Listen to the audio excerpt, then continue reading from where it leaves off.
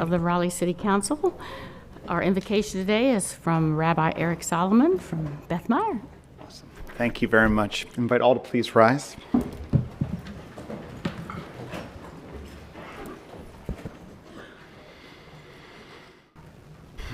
Eloheinu ve'Elohei avotenu v'imotenu. O God, the God of our foremothers and our forefathers, the God, the Holy One we know of many names. We thank you on this wonderful day for our beautiful city. The city continues to lead our country and our world, not only in beauty, and parks, and opportunity, but also in concern for each other, in building of community, and offering loving compassion. Bring your love and your support to all the citizens of our great city, those who find success and enjoy all the bounty of our current economy and a society, but also those who are struggling, those who are finding it hard to find their way. Be their strength and support. Give your healing power, your hope to those suffering from gun violence, shootings, hatred, challenge. Help break through the loneliness, and help us bring your love and your compassion to all. Grant wisdom to our great leaders who give of their time and their holy service. Bless them as they go on the next stages of their journey to serve your world, our city. We thank you for the blessing of coming together, for working together, for giving us the strength to work together to try to make this an opportunity for every single human being to live in joy and liberty and happiness. We say together, Amen. Amen. Thank you very much. Mr. Stevenson, will you please lead us in the Pledge of Allegiance? Pledge allegiance to the flag of the United States of America and to the republic for which it stands, one nation, under God, indivisible, with liberty and justice for all.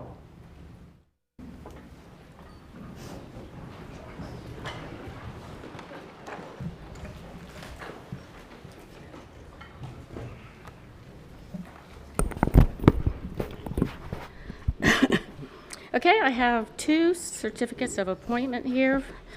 Let's see, the first is Jordan Manis. Jordan, come on down. Jordan has agreed to accept appointment by the Raleigh City Council to serve a 2-year term on DHIC. So thank you so much for volunteering your time and your talent for the city. You're welcome to say something, or you don't have to. Okay. Thank you. And then Glenn Taylor. Glenn has agreed to accept appointment by the Raleigh City Council to serve a 2-year term on the Stormwater Management Advisory Commission. Again, thank you very much for being willing to serve. Thank you.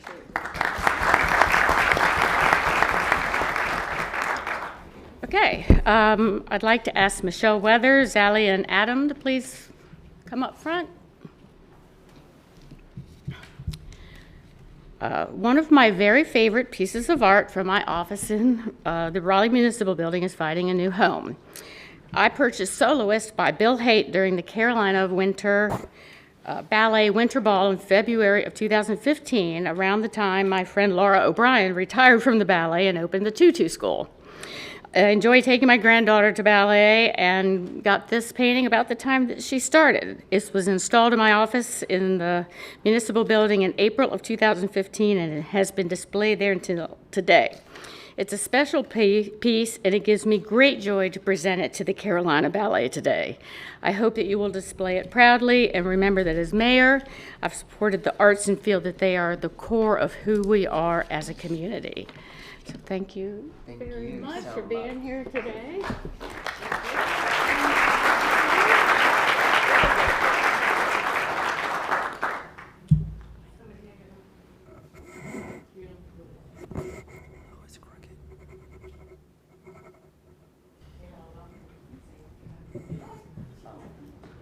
We just, on behalf of the whole Carolina Ballet family, we would like to thank the city for their continued support of us, and we couldn't do it without the city and the community surrounding us, so thank you so much. Thank you. Thanks for everything you do, too. And then I have one more very important proclamation. Whereas Christina In fact, Coach, make sure I'm saying her last name right. Not sure. Okay. Dreamed as a young child of one day becoming an astronaut, and whereas her family surrounded her with resources about different parts of the world and universe with magazines, conversations, and a backyard telescope. While she focused on her dreams while attending the North Carolina School of Science and Math Space Camps and the North Carolina State University, earning 2 Bachelor of Science degrees in electrical engineering and physics, and a Master of Science degree in electrical engineering. And additionally, upon being awarded the university's astronaut scholarship, attended and became a graduate of the NASA Academy program at the Goddard Space Flight Center. Whereas her love of adventure, the opportunities available through STEM education, and her focus took her to the ends of the earth at the South Pole doing remote research, serving on the firefighting and ocean and glacier search and rescue teams, and now into the universe. And whereas she is the first North Carolina State University graduate to go into space, an amazing role model for all children who dream of adventure, we congratulate her on her achievements, and we are proud to have her as an ambassador for our city. Whereas the world's first female spacewalking team made history high above the Earth on October 18th, 2019, floating out of the International Space Station to fix the broken part of the power network. As NASA astronauts Christina Koch, a graduate of NC State and North Carolina School of Math and Science, and Jessica Meir emerged one by one, it marked the first time in a half a century of spacewalking that a woman floated out without a male crewmate. Yes, NASA leaders, along with many around the world, cheered both of them on. Now, therefore, do I, Nancy McFarland, Mayor of the City of Raleigh, North Carolina, do hereby proclaim November 6, 2019, in the City of Raleigh, Christina Koch's adopted home as Astronaut Christina Koch Day. And we have a video. Thanks.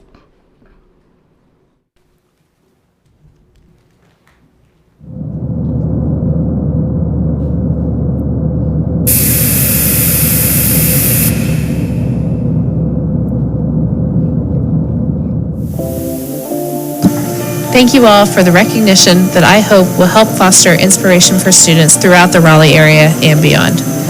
I am so appreciative of your support, Mayor McFarland, and I'm honored to be a part of the community outreach in science, technology, engineering, and math, or the STEM fields.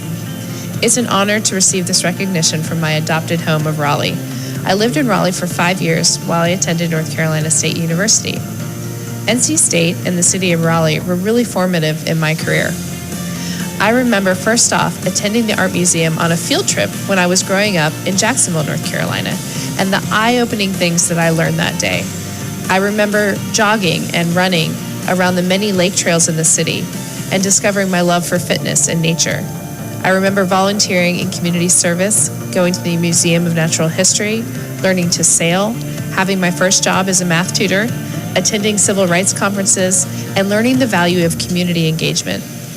Specifically at NC State, I learned many more important things as well, one of which was developing a passion for rock climbing, which taught me the confidence, technical skills, teamwork, and focus that I still use every day in my role as an astronaut. STEM skills like problem solving, thinking outside the box, creativity, critical thinking about the world around you, and challenging yourself are also life skills. I encourage all students to learn and practice them, both in and out of the classroom. It's truly an honor to receive this proclamation, and I look forward to having a role in continuing to encourage students to work hard to follow their passions. Thank you again, Mayor McFarland. I hope to get to see you and everyone else back in North Carolina when I'm back on Earth.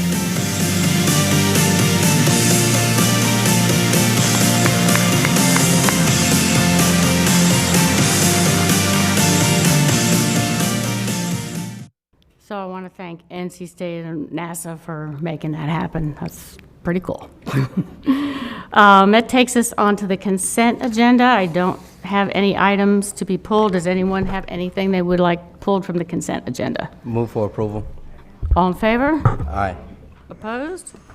Okay, that takes us to the report of the Planning Commission.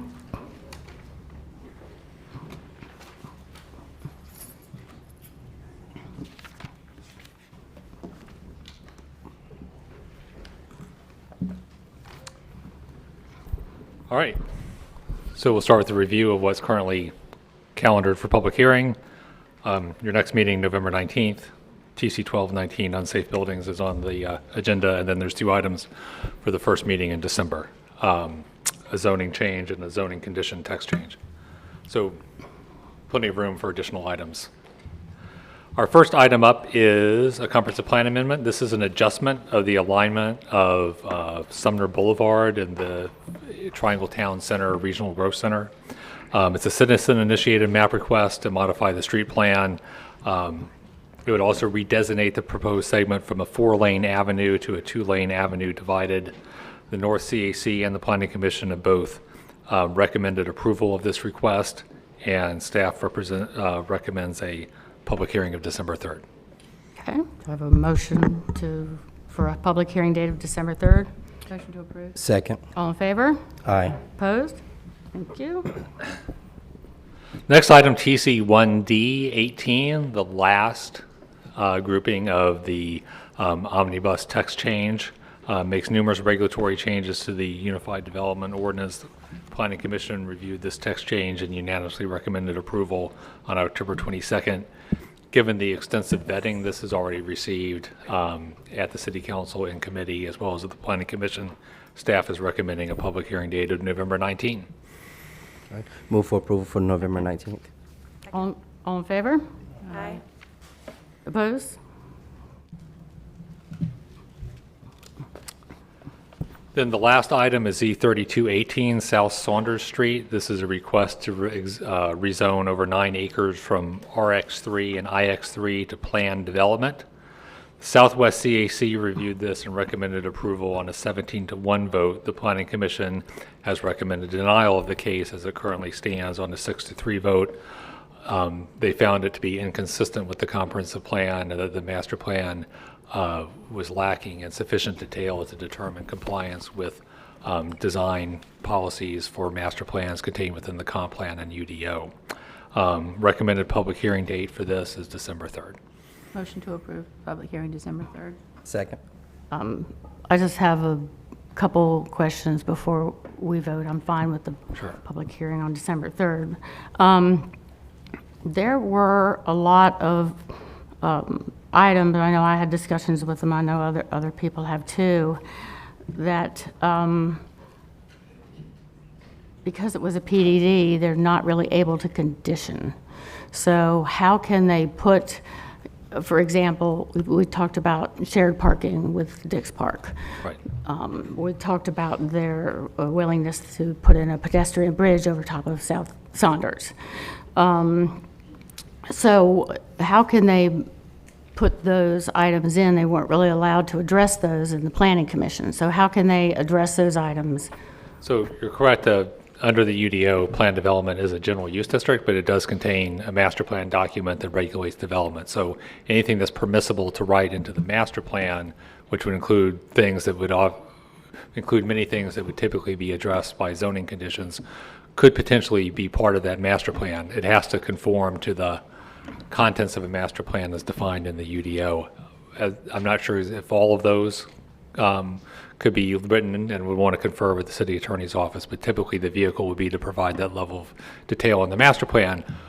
And the UDO provides for master plans to be generalized, land use, building height, massing, street network, or can be much more detailed, including much more detailed architectural renderings that become part of the regulatory document. This, the Planning Commission was simply not comfortable with the level of detail in this master plan. Okay.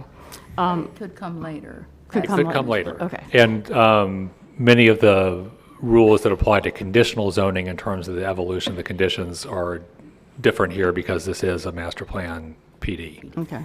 And I have one more question, and that is the TIA they did is based on, obviously, the current road conditions, but we all know those road conditions are going to change.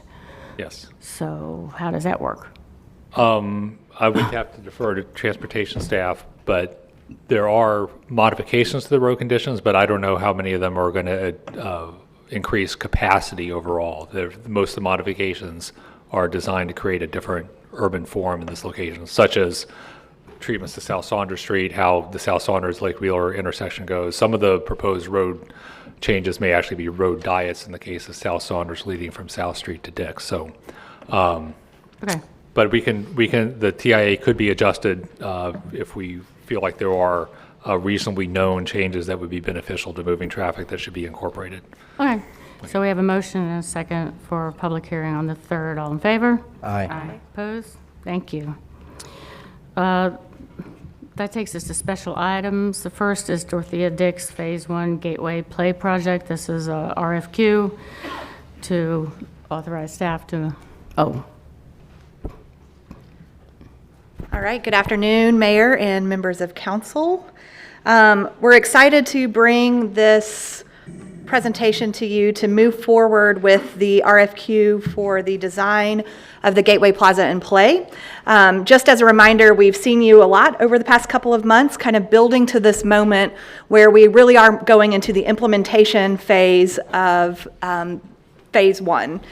The idea is for us to kind of recap where we've been, talk a little bit about the intent of the Gateway Plaza Play RFQ. I'll answer any questions and then discuss next steps. I think one thing that's important is that for the past few years, we've been very focused on development of a master plan, and this is the next step to move us into the design. So we went through, this council adopted that master plan in February 2019, and this next phase moves us into the ability to design parts of the park to move that implementation plan forward. We are doing this because of the generosity of the Dix Park Conservancy to the City of Raleigh, who is funding the design work for the Gateway Plaza Play. They also are funding a couple of other projects, but today we're specifically talking about the design work for the Gateway Plaza Play. And just to give you a sense of where this is in relation to the rest of the park, this is an area we've identified along Lake Wheeler Road. It is currently where our pop-up dog park is, which is one of a very beloved dog park right now. It is about 12.5 acres, and the idea is to look at this proposed project area, think about what the concepts are in the master plan, move through design, get to construction documents, and hopefully get this project moving sooner rather than later. It also includes a temporary parking area potentially, and the extension of some streets in accordance with the Dorothea Dix Park master plan. So the idea is we're creating this great welcoming plaza, this gateway, with all sorts of amenities to welcome people throughout the city to Dorothea Dix Park in what will be our first major project with the implementation of the master plan. The idea is that we hopefully will get your guidance today, issue an RFQ later this week, go through a very efficient but thorough selection process, bring back recommendations to council in early 2020 for an interdisciplinary team that will oversee this project. We've also been working together with engineering services and transportation and long-range planning and the Urban Design Center to make sure we have a very well-rounded group of staff that will be reviewing these proposals as we move forward. So that is our brief schedule. We do plan to nationally advertise, internationally advertise, conduct interviews and reference checks like we do with all of our projects, and then we'll bring back recommendations to council in early 2020. So I'm happy to answer any questions you may have about the RFQ or our plans moving forward, and we'll go from there. I only have one question, and that Yes. is, have you considered a larger area than what? What's identified? Yeah. Yes. So in the RFQ, we've actually written out one of the scope items will be to define the study area. So in the master plan, we've defined it, we've outlined it per the master plan, but one of the pieces will be to look at that and potentially refine the study area per this next phase of work. Was that based on the Tulsa visit and what they're trying to accomplish? I think a little bit was based on kind of the Tulsa visit, but also the idea that it's cutting out puzzle pieces, and does it make sense, for example, to look at that entire area that includes those three structures? And so it's just about trying to be efficient with our design. So for example, there's a hole in the study area right now. So do we look at that collectively, but understand that that potentially might be phased over time? We just don't, my goal is not to limit you, that you have the ability to be flexible as you move forward in what you think this play area needs to look like. Yeah, I think that's a great comment, and the intent of trying to define maybe a larger area for it. Yeah. Yeah, we just don't want to preclude you from being able to do that. Thank you. Yeah. Can you pull up slide 8? Slide again? I wanna 8. see something again. Yes. Okay. Retain. Okay, so you're advertising it the end of this week? Yes. Okay. So advertise, and then it's about a 10-week consultant selection process. Okay. Okay. I'll make a motion to authorize staff to proceed with the RFQ process for design. Second. All in favor? Aye. Opposed? Thank you. Thank you very much. Me, go ahead. Why don't I help with this one? Okay. How about- Thank you, Mayor and Council. So the next 3 items are sections or categories of the comprehensive plan update, and I'll make a few comments while we're getting everything ready to go. As you may recall, there are 5 sections, and Bynum Walter from Planning is going to go over where you are on all 5. One has been approved, another is later in the agenda under the GNR report out, and so we're going to do an overview now. And from a timing perspective, let me just acknowledge you've got a couple of choices in terms of how you would wish to dispose of them. Obviously, you could take votes on whichever ones you like. You also have the work session next week, November 12th, that has a placeholder. If you want to push something to that, you don't have to solve it all today. We can do some of that in the work session. And then you also have November 19th, which is the following week. So I just didn't want you to feel like you have to figure it all out at this exact moment. Now, if you're ready, that's great. But there are 2 other meeting opportunities to come back if there's something that you need a little bit more information on. So with that, I'll turn it over to Bynum Walter to give you the summary. Thank you. So as the manager mentioned, a couple of sections from the update have been adopted already. The first section, the first group of sections around managing our growth was adopted back earlier in the summer, and then more recently this fall, a portion of the Growing Successful Neighborhoods and Communities content was adopted, the Historic Preservation and Arts and Culture sections. We have I'll talk about one in particular first, which is the Economic Prosperity and Equity Expanding Housing Choice that was discussed by the Growth and Natural Resources Committee recently and appears later on this agenda for your discussion then, and an expectation probably that would go to the next work session. And then these pieces, coordinating land use transportation, Greenprint, Raleigh, and growing successful neighborhoods and communities are on this afternoon agenda as special items. These have all been to public hearing. The public hearing is closed, ready for action. We invited questions from you following the public hearings for these and received no additional questions with the exception of the downtown and area-specific guidance in E. And content with additional information was provided in the packet this afternoon. So on downtown, Councilmember Stevenson had asked at the table actually about additional information about why a handful of policies were being recommended for the treatment that we were. We have provided that information. I would say at this point, if you and the rest of the council want to do something different, this is your moment. And similarly, the area-specific guidance, Ms. Crowder, you had asked at the table about policy related to the Westover neighborhood that's been in the policy in the plan for some time. So we provided backup memo that explained that. Again, if this is the moment, if you want to make that change, this is your bite at the apple. So those are the pieces in front of you this afternoon, B, D, and E. And if you have additional questions, I'm available to try and answer those. Or you also have the opportunity to refer to work session if you feel like you need additional discussion.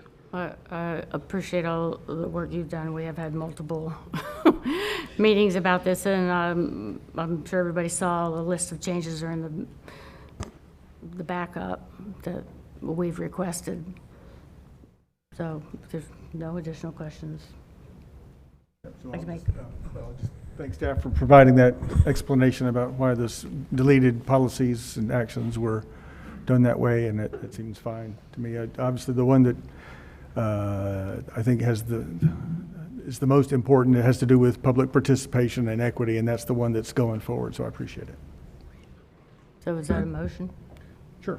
To approve CP2B, CP2D, and CP2E. Second. Okay. All in favor? Question. I don't know. I'm still having concerns about area-specific guidance. I was wondering if we could hold that for a time. I really feel like I haven't had a chance to really explore that in enough detail. I'm good Oh. with everything else. About what? The area-specific guidance in E. I was wondering if we could hold that and for a couple weeks. Can we bring that to the work session? What is it specifically that you feel, I mean, Well, with everything that's been happening, the election and everything, I just feel like I haven't had enough time to really review that that part of it. That's important to me in District B, and I'd just like some more time to be able to review it. So I'm happy to amend my motion to approve CP2B and CP2D today. okay? So Second. second with that. All in favor? Aye. Opposed? Okay, then we'll refer CP2E to the November 12th work session. Okay, Mr. Manager? Thank you, Mayor and Council. 3 items on the manager's report today, and then 1 additional item at the end that I would like to mention.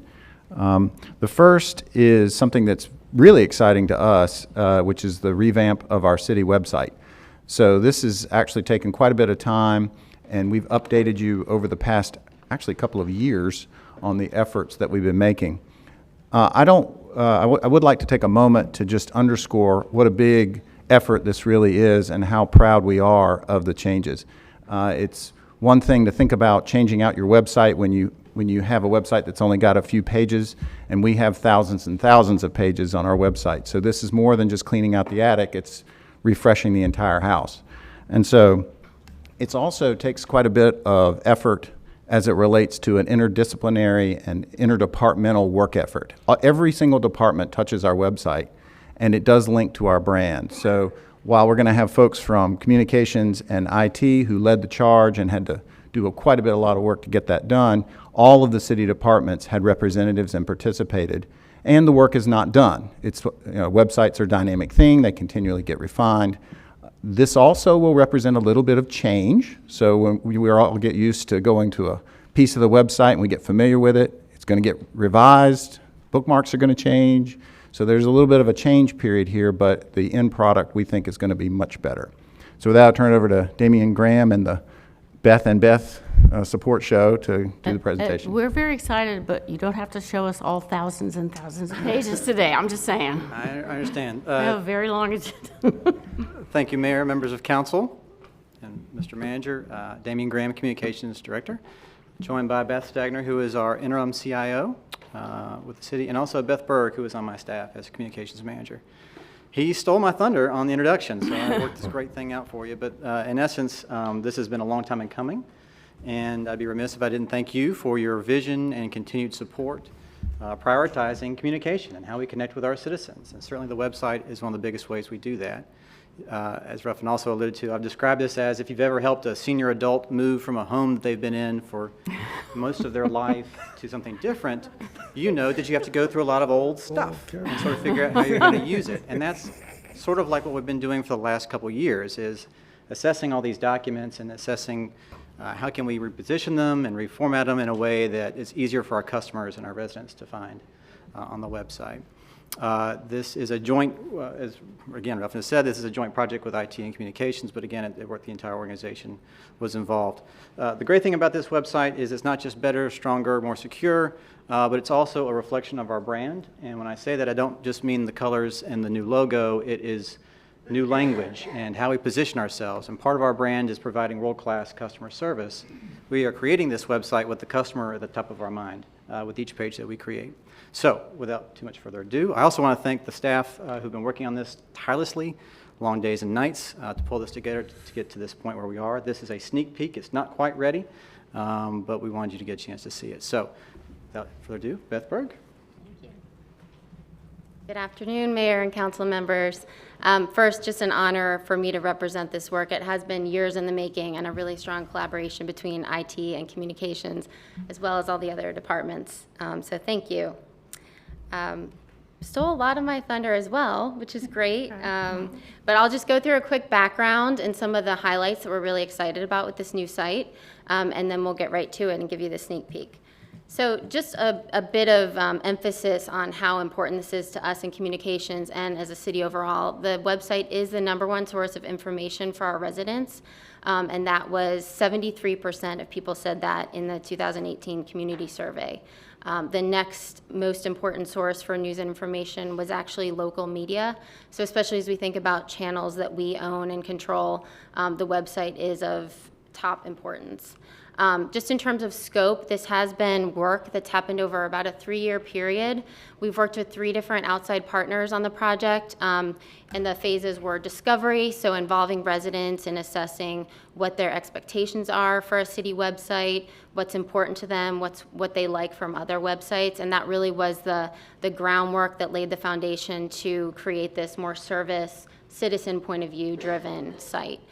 We then moved on to create the infrastructure and architecture with a company called Atlantic BT, and then most recently have worked with Atten Design Group on the development and launch and design of the site.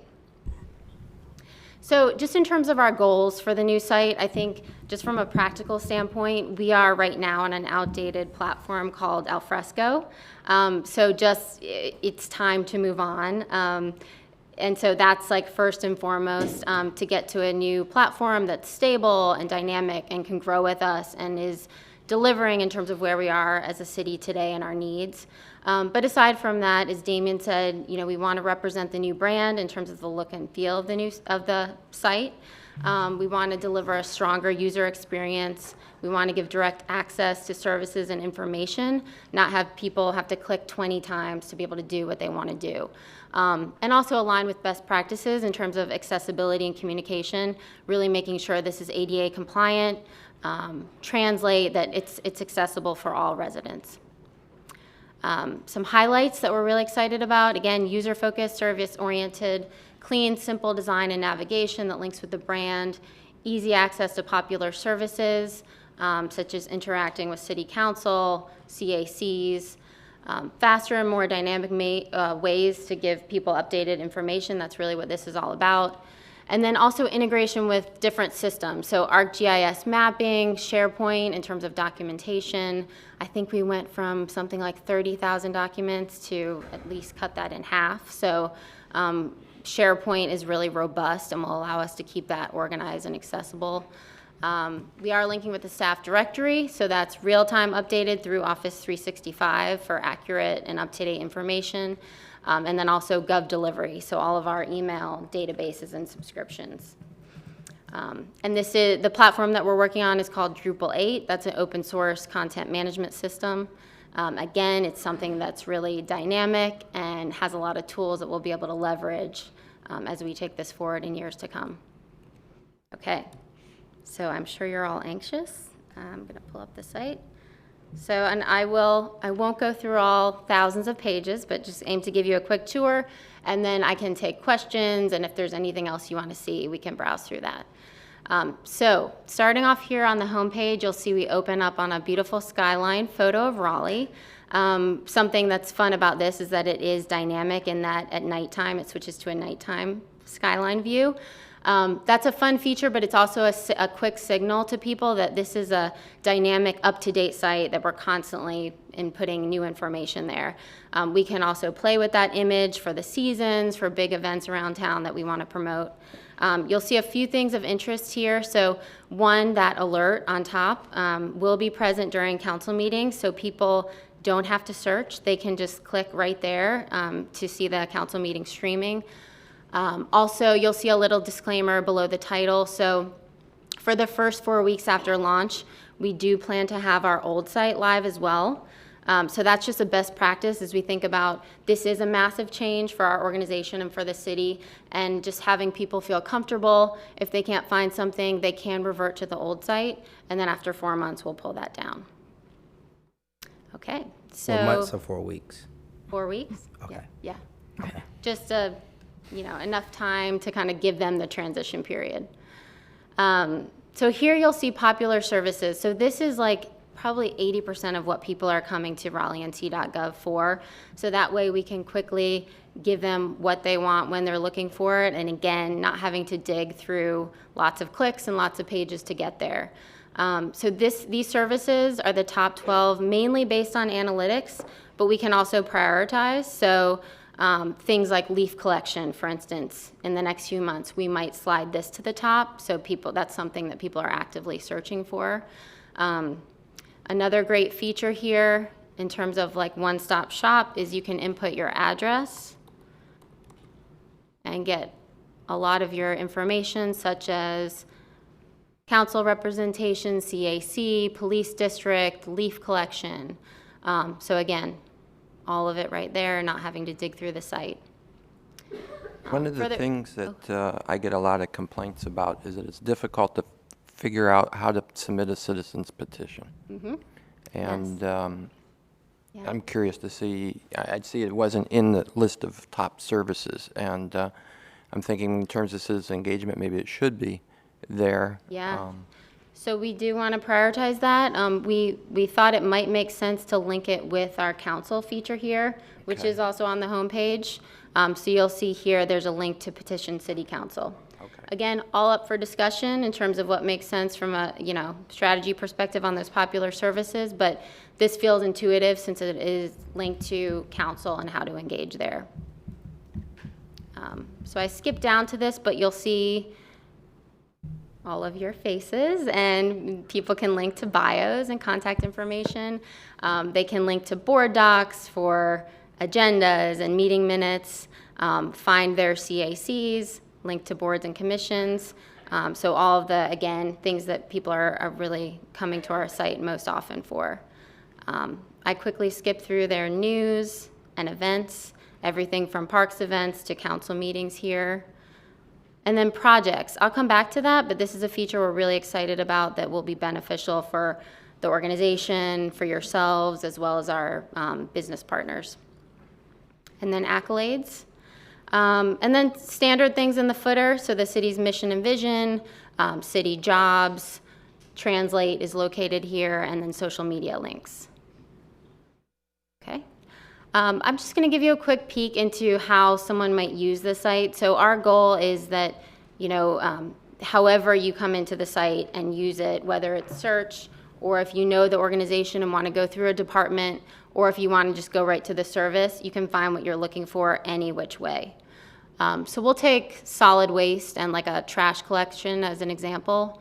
So if I know that that's located within the solid waste department, I can navigate this way. You'll see this is kind of the calling card page for the department. So you have contact information, a little bit of background on what that department does, and then service units and categories to kind of break it down for people. And all the services are here. So that's kind of the department navigation. And then on the flip side, if you want to go through services, this is kind of the main way that we're organizing the site, or kind of the preferred way, again, from a citizen's point of view. So just trying to bucket, I think there's over 600 city services. So trying to bucket them in ways that feel really intuitive and how a citizen would describe it. So I would go down here to trash, recycling, and cleanup. And then I can also find all of my services there. Or if you don't want to do anything like that, you can just search and take you right to it. Okay. Places, this is where people can browse all city locations. So probably most relevant, like for our parks, if you're wanting to search for different amenities or rental information, you can narrow it down that way. And then staff directory, again, this will be linked right through Office 365, so updated in real time. And then I'll just cover projects. So projects, again, this is a feature that I think will be very beneficial for citizens as they're looking for, what might be happening near them, or wanting to know the status of something and not wanting to, have to call or really dig for information. Ultimately, we'd like to link this to eBuilder for automatic updates. That's our, our project management tool.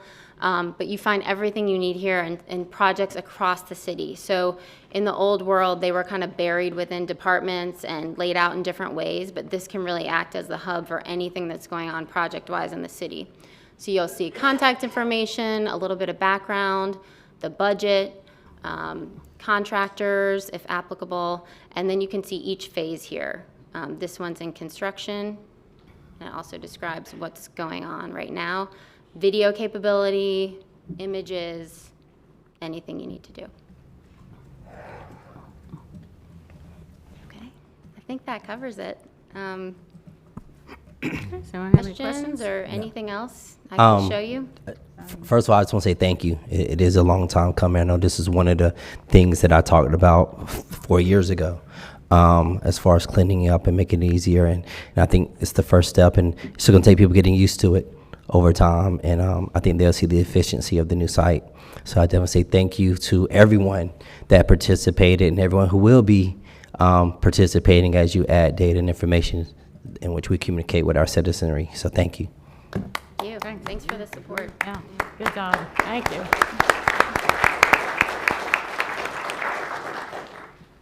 Any other questions? No, Okay, thank you. great. Thank you very much. Thank you. Thank you, Mayor and Council. We appreciate also your leadership as a mayor and council establishing this as one of your priorities and in something that's within the strategic plan. And so that vision helped us lead the effort. So thank you. Second item is a presentation from our police chief. I just wanted to take a moment to recognize the Raleigh Police Department and the hard work that they do on our community engagement efforts. This program is really very exciting and something that I think Police Chief Cassandra Deck-Brown and all the members of the Raleigh Police Department should take great pride in. I just want to say personally, I support the Raleigh Police Department and Chief Deck-Brown in all the efforts and the work that they do every day. Community engagement is difficult sometimes, and this is a great step in that direction.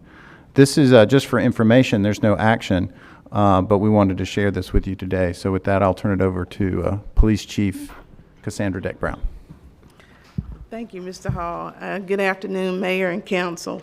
And thank you for allowing me to come before you to present this particular initiative coming from the police department. And we are quite excited about it because it does reflect a different level of engagement that we have, but it has never been as pronounced as what we're about to present here.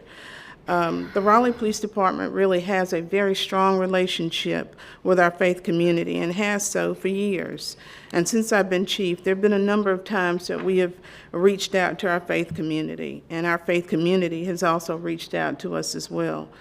Too often, the mutual requests have come at a time of crisis and tragedy, and for situations that have happened within our own city, as well as situations and events that have happened throughout the world. The most recent call out, if you will, between us and the faith community of major significance was the very tragic event in New Zealand. So we call on each other, and we have been present and responded accordingly. But through it all, the one thing has remained constant, I believe, and that is the mutual support that we do have for each other. But collectively, I think we all think and know that we need it more and want it more. So we needed an opportunity to further our relationship beyond the critical situations. We needed the community to come together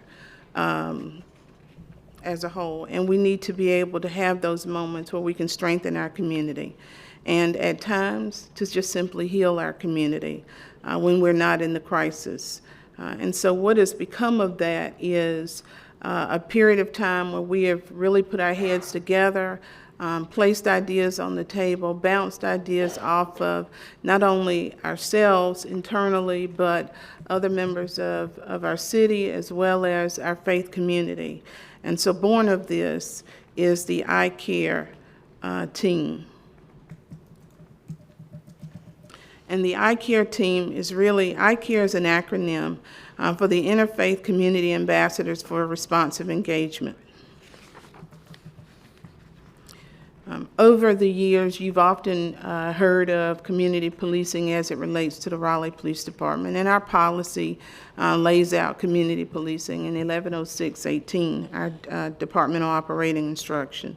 But it really speaks to the organization-wide philosophy that we have in terms of it being a management model and promoting proactive problem solving and policing, not just on an ordinary basis, but really through community engagement, looking at those proactive ways by which we solve crime, by which we address the social disorder, by which we address the fear of crime. And we know that that notation is also in our city strategic plan when we talk about real and perceived sense of safety. And it also affords us through the community policing efforts to address those other community concerns that aren't always a matter of crime, but sometimes are about quality of life and a number of other things. It is very surprising when you really get to see the number of hats that our officers wear. And many times they are not really police related. They are more social services related. But when no one else can come up with an idea or a strategy, sometimes we are the one who we're the ones that get the phone call, and ultimately we're the ones who respond. So while we engage in so many areas of our community on different issues at different times and with different people, a significant diverse community within our city of Raleigh is really our faith community.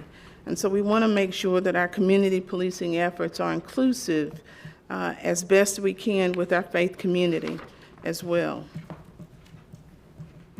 And we do this through strategic engagement. We also do this through the collaborative partnerships that also include our public, our private, and our community stakeholders.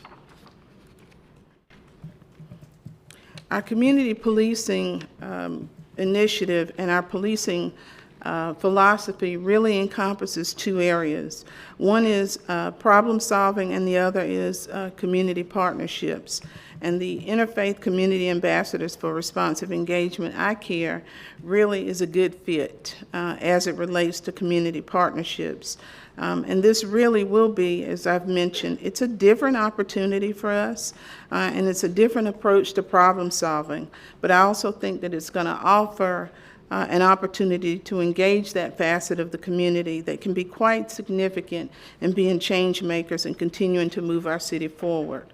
And we know that our city encompasses and includes a real diverse, across the board array of faith communities. And if you will, for a moment, just imagine what that could look like at a table when you're really talking about problem solving and outreach to the greater city that we all serve and care about.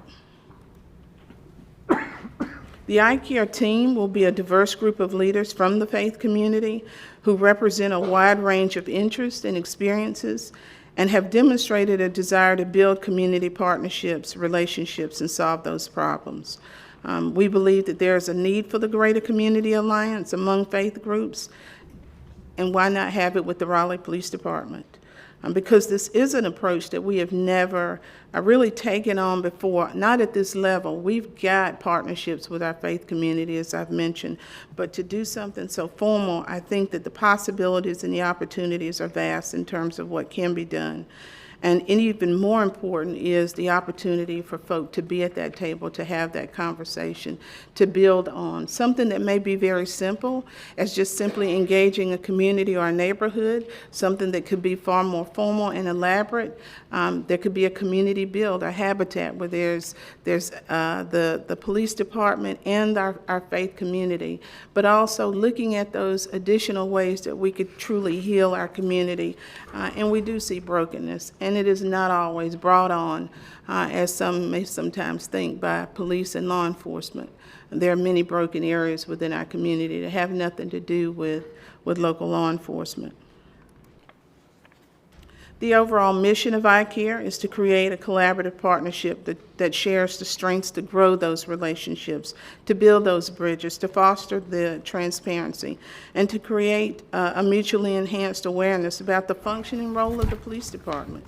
A couple of years ago now, I came before you and we presented, and this too is an ongoing program where we created the Citizens Police Academy. So another opportunity to not only engage the community, but to educate them, and also to hear from those folk who come through that training to have a voice as well and share with us. So when you think about engagement, we often think about words like collaborating and building and commitment, serving, sharing, and learning. But there again, just imagine what those words could be transformed into when you've got actions that follow it, and you have the unique partnership of a faith community and law enforcement. Among other things, the IT members will also not only build mutual trust, but there again, not only affords the opportunity for education, but also another opportunity for general understanding and greater understanding as well. And it is through education, it's through the initiatives, the projects, and other collaborative opportunities that we build and we move this forward. The team itself will also serve as a conduit regarding community needs and concerns, and it will also have the opportunity to provide a direct ear as it relates to what those needs are, and identifying what the best step and what the best resources and opportunities are to address those issues. And interestingly enough, I think it's also an opportunity to have the general conversation and dialogue where everything is not centered around a problem. I don't think our city itself is broken. I think we are a very healthy community. There are areas that we can all improve on, and this is one more opportunity to do that. So to move this forward, the kickoff for the iCare team will be a breakfast that is soon to come, November 19th. We have invited more than 300 local houses of faith, and there are more than that. But we have invited them, and we're hoping that the information will be extended even further to come basically to an informational breakfast later this month. And we're holding it at the PNC Arena. What is more interesting is, as you can imagine, we can't always meet with 300 people at the table.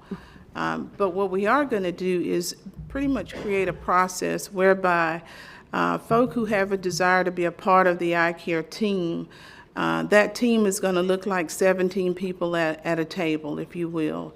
There will be 12 folk from the faith community. There will be at least 5 police chaplains, so that's 17 folk in addition to the chief, and others who will come in and out of those meetings over time. We have the opportunity also to stagger the membership, so there's 12 months or 18-month terms, so that not everyone is rolling off at the same time. The benefit of this, though, is what I found over my years of being a police officer is our faith community not only has that congregation, that parish, that assembly of people on whenever they meet, but that faith leader also has the alignment and the affiliation with so many other organizations that are directly tied to faith leadership and moving the congregations of faith. And this allows for some crossover, some greater conversation, and more energy and action as we take the greater mission forward. And then in closing, I said it in the beginning, and that is our faith community is strong. And I believe it's important that we embrace this strength to build those bridges, to create the dialogues among our community stakeholders. And I too look forward to having a seat at that table with our faith community, because I do believe, going back to our strategic plan, it affords us another opportunity and a different paradigm to be able to build and work in a capacity whereby we are truly promoting a safe, vibrant, and healthy community in the Raleigh, so that all can truly thrive in living, working, playing, and learning in this great city. That is my closing. Are there any questions? Any questions? I just want to say thank you, Chief, for this. And my one question is, after the 19th, how soon are you looking to try? I know you have a process for applicants to submit. What's your target date of starting the? I anticipate the first of the year we'll be able to actually begin our formal meetings and moving our agenda forward and being able to hear the concerns and the goals that we plan on setting. I am hopeful that there will be, and I have to be careful what I ask for, but I am hopeful that there will be a lot of interest in this. So it's going to take a minute to get through that list, right, and choose the right people at the table. And what I truly hope in all of this is we have some great faith leaders in our community representing so many different faiths and religions and beliefs.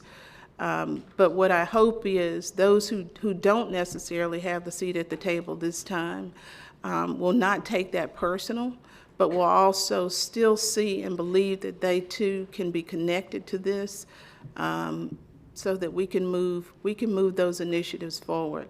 The likelihood of it impacting one community, there's a likelihood that it's going to impact another faith or another community. So how I've seen them over time integrate themselves in different events, different ways to talk about issues, be it just a conversation like we all gathered at the mosque around the New Zealand tragedy, or when many, and me included, have walked streets with them on different issues.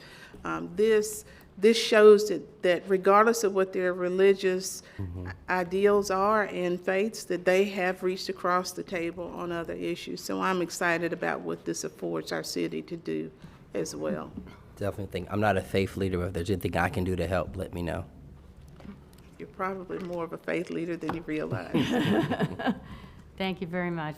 Thank you. I'm very excited about it. Just a couple comments. Chief, I really appreciate you doing what to me sounds like really extending the traditional role of the police department. And I know you made a comment about some things go wrong and everybody looks around, well, who gets the tough job there? And I appreciate the fact that oftentimes it is Raleigh Police Department. And so you are the one that you talked about being tasked with things that get broken in the community. And I think and things that are related to social challenges, I'll say. So it makes sense then, and I appreciate you stepping up, that RPD would take that broader and deeper role in helping heal and bring the community together to engage in this dialogue and understanding. So hopefully it'll be a tremendous benefit to all of us, both the police force members who are engaged and who hopefully can grow and strengthen their own understanding of the community, and vice versa, the community who's engaged and understands how the partnerships with all of the city of Raleigh, maybe through RPD, can work. So thanks. Well, that is our target, one of our target goals. And I will say that when situations have happened to the Raleigh Police Department as well, our faith community has rallied around us with tremendous support also. So we are very appreciative and looking forward to that partnership. Thank you very much. Thank you. Appreciate it.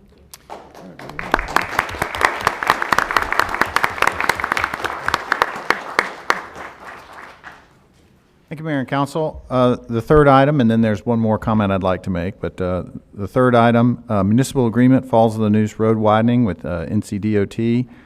This is an update and also a request for your approval for the betterments.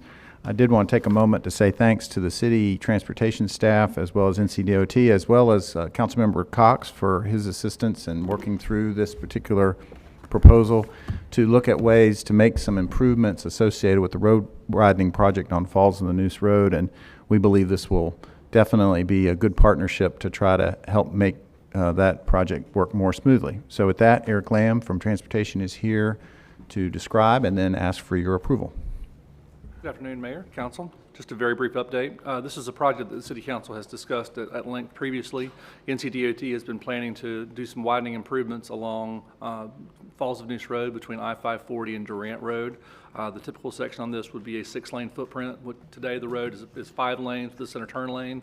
So in addition to the additional lanes being added to the outside, DOT would also be adding a raised landscaped median as part of the project work. So this was last discussed about a year ago. At that point, DOT was looking at 2 options for how to widen the road. One option was to widen it asymmetrically to the west side, and one was to widen it asymmetrically to the east side.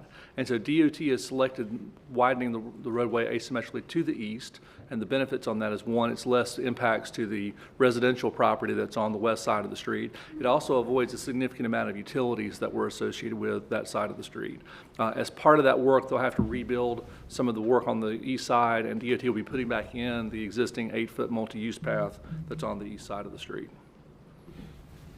And so as part of that, one of the improvements that will take place as part of the project is that NCDOT will be adding sidewalk at our request to the entire east side of the street, with the exception of they will not be adding sidewalk across the bridge because of the requirement that it would have to be a major modification to the bridge to do that. And so what this will allow for is that all of the intersections along the project, there's been frequent requests from folks in the residential areas along the west side to have crosswalks across Falls of Noose. And so by adding in the sidewalk, that will meet DOT's policy, and DOT will be adding crosswalks at all of the signalized intersections within the project limits. One thing is landscaping. So DOT has budgeted about $67,000 to add landscaping to the project. At this point in the project development stage, they've not decided where that landscaping would go, but that's something that we will follow along with and see what their determinations are on where those installations would go. This is Falls of Noose, the city widening project just north of Raven Ridge. So we would have an expectation that DOT would be doing some type of landscaping that's on par with the work that the city has done previously. The project has an estimated right-of-way cost of $3.1 million and construction of $6.5. They are scheduled to get started with construction in June of 2020, and it'll take about 12 months to do the work associated with the project. So the request that's before you today is to authorize the city manager to approve the municipal agreement that will cover the city's participation on 2 project cost items. One is the sidewalk that's on the west side. Again, the city standard is to have sidewalks on both sides of all streets. The NCDOT has a policy that requires that municipalities of our size pay for 50% of the installation cost for that sidewalk.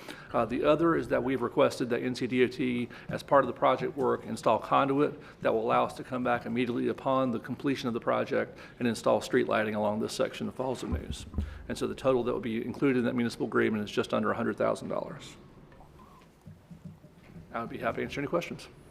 I just want to say thank you to Ruffin and the staff and for working with the community, and so I'd like to move for approval on this. Second. I have one question. I'm definitely going to support it.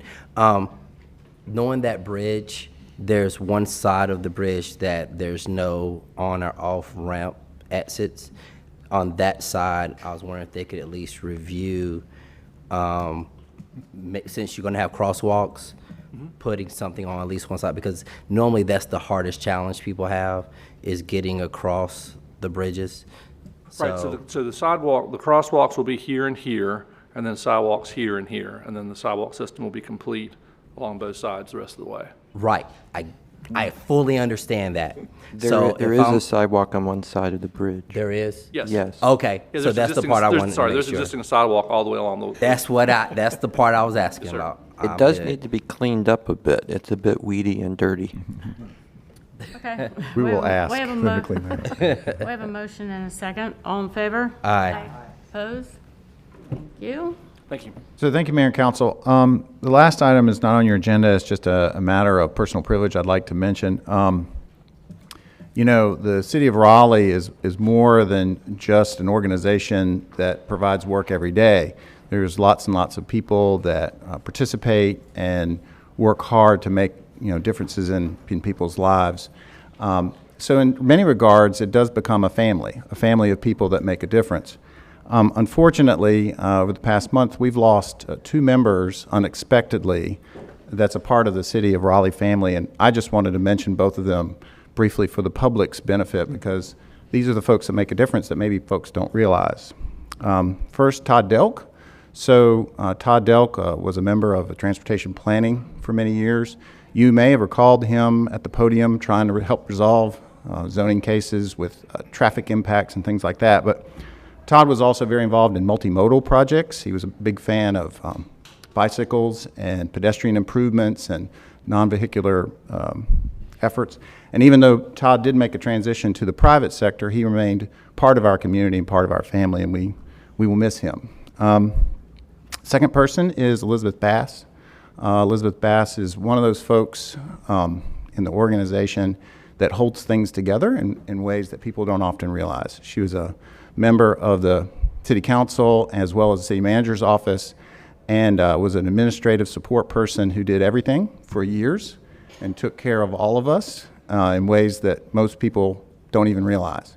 She also was one of the best at handling some of our more energetic customers, as you might say, and she was really good at it. And so her husband, Thomas, is actually an inspector in development services, so that's another part of our organization. So while we will desperately miss her, we will never forget her passion and commitment to the organization. So with that, I would like to ask for just a moment of silence and personal prayer for those to remember those 2 folks, please.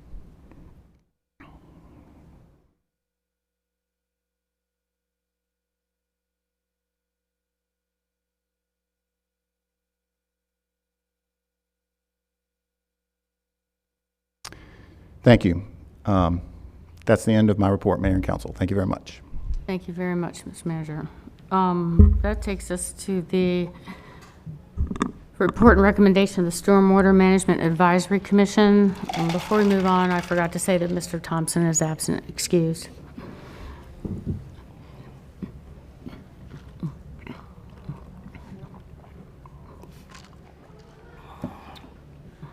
Mayor, council members, Matthew Starr, I'm chair of SMAC. Sorry for not looking more appropriate. Been chasing down some pollution today, so It's okay. Kind of dirty. We certainly have a presentation for you prepared. If you would like to go through, I'm here. Wayne is here, head of stormwater.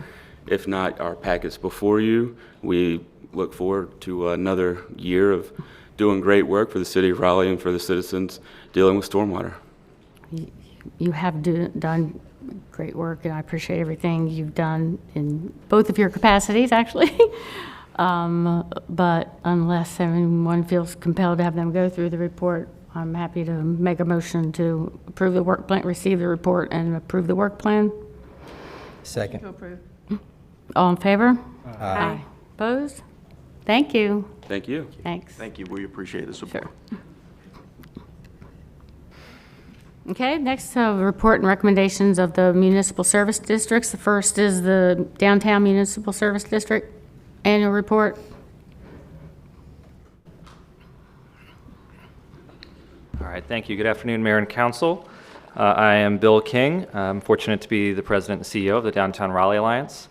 So I'll be presenting the report. It was in your packet, so I'm just going to hit some highlights along the way and then leave time for any questions.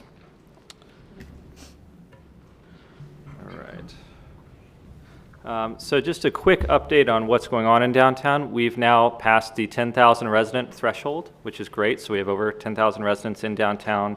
More than 48,000 people work down here, 375 storefront businesses, and more than 1 million people attend our outdoor events, 3.4 million visitors annually. So there's a whole lot of activity going on in downtown Raleigh. The past 4 years have been particularly strong and historic. We've added more than 3,000 residents just since the start of 2015. a net gain of 83 new storefront businesses, over 900,000 square feet of office space that's under construction right now, which is unprecedented, with a 96% occupancy rate in office and 94% in residential. And just in the last 4 years, over $1 billion of investment has been completed in downtown, and that has been spread across all districts in the downtown area. And we have more on the way with over $600 million under construction. So all of that is to say that we have a lot going on, and we have a lot of work to do. And so we're very fortunate that you all have selected us a few years ago as the municipal service district provider. And in that, we provide 4 core areas of service: safety, economic development, targeted marketing, communications, and conflict resolution. And as a part of that, I'll walk you through just a couple highlights of our work there, but also want to note that we've started to add to that and tried to infuse some of the values that we see in downtown, such as diversity and inclusion. We've also been interested in storytelling, so we're trying to convey what is strong and what is interesting about this downtown through this service. So our safety patrols, those are conducted by our ambassadors. You see those in blue shirts. They are on patrol almost 24/7 and are on call and work closely with the Raleigh Police Department. We did an annual survey this past summer, and you can see 85% of residents, employees, and visitors feel always or mostly safe in downtown Raleigh, which is a testament to the great work that the Raleigh Police have done, as well as the ambassadors, and we appreciate that partnership. In economic development, our services, you can see here, obviously retail recruitment has been a core portion of that service, but we also do a lot of market data. We've done a great deal of work in pop-up retail as well as attracting development and investment to the downtown area. Some of the highlights: 48 new storefront businesses opened last fiscal year. That was a 14% increase year over year. 14 of those were retailers. It's been a particular emphasis. The ability to shop in downtown is really important to creating a walkable downtown. Several pop-up retailers, as well as our upfit grants and State of Downtown report, also part of our program of work. One new area that we've worked on just in the past few months: minority and women-owned business support. So we have a collaboration with Wake Tech going right now, which is great. Wake Tech's great at training entrepreneurs. We're good at finding space. Our first tenant moved in 2 weeks ago. They're on Martin Street. And we've been providing business planning and marketing and skill support, as well as space for them to incubate and test out downtown. So this is a big goal of ours, to create more diversity in the downtown storefront economy. We have marketing and communications. We have a large social media reach of over 175,000 followers. We use that to promote small businesses, local businesses in the downtown area. So we've had over 375 businesses featured on social media the past year, over 200 in our promotions, such as First Friday. And then we've also been really diversifying our activations. So we used to be one of the largest closers of Fayetteville Street. We've really pivoted away from that, and we're trying to activate spaces in really different areas. And so we've been very active partners with the Parks Department on Moore Square, Raleigh Union Station Plaza, and other areas of downtown where we're trying to drive more traffic into those areas as well. It's part of our goal of finding those gaps in downtown, finding those things that aren't currently happening, and being able to drive new people and experiences to those places. Public art is another initiative we've started this year. We did 7 murals across downtown this summer, and then we helped facilitate a couple of other murals, including the women's soccer mural on the Morgan Street Food Hall. Really proud of this. This is a way to provide artists an opportunity to be in downtown. We also pay them for their services, so it's a way to keep creative people in this city, and it helps activate and enliven downtown. Conflict resolution is our final service. This is where we help facilitate solutions to address complex problems.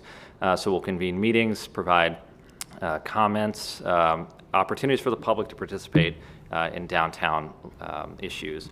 And so one example of that was on parking changes. So we worked very closely with the Department of Transportation and the parking department here. They did a fabulous job. They came to every public town hall we held. We also had an online feedback site where we got a lot of comments. We held other additional stakeholder meetings, and I think we got a solution that works well for downtown. So that's an example of where we provide this service. We did do an annual survey. I won't go too deep into the results. They are in your packet, but we had great response this year, over 800 respondents. We asked about everything from safety to economic development and some of the services we provide. So you'll see here when we rate the importance of following projects and programs that we implement. Our small-scale activations are very popular, as well as recruiting retail. tracking data, and public art projects, and then our safety ambassadors. So it affirms some of the work we're working on and also the areas that we have gone into this year.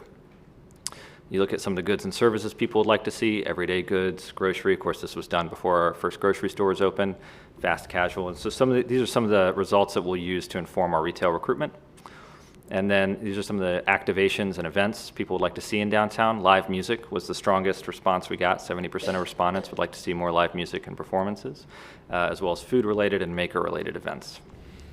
Top 3 areas we should focus on. We'll continue on storefront and retail recruitment, parking and transportation issues, and we're fortunate again to have a good partnership with the city's Department of Transportation there, as well as increasing diversity in downtown businesses and new activations and events.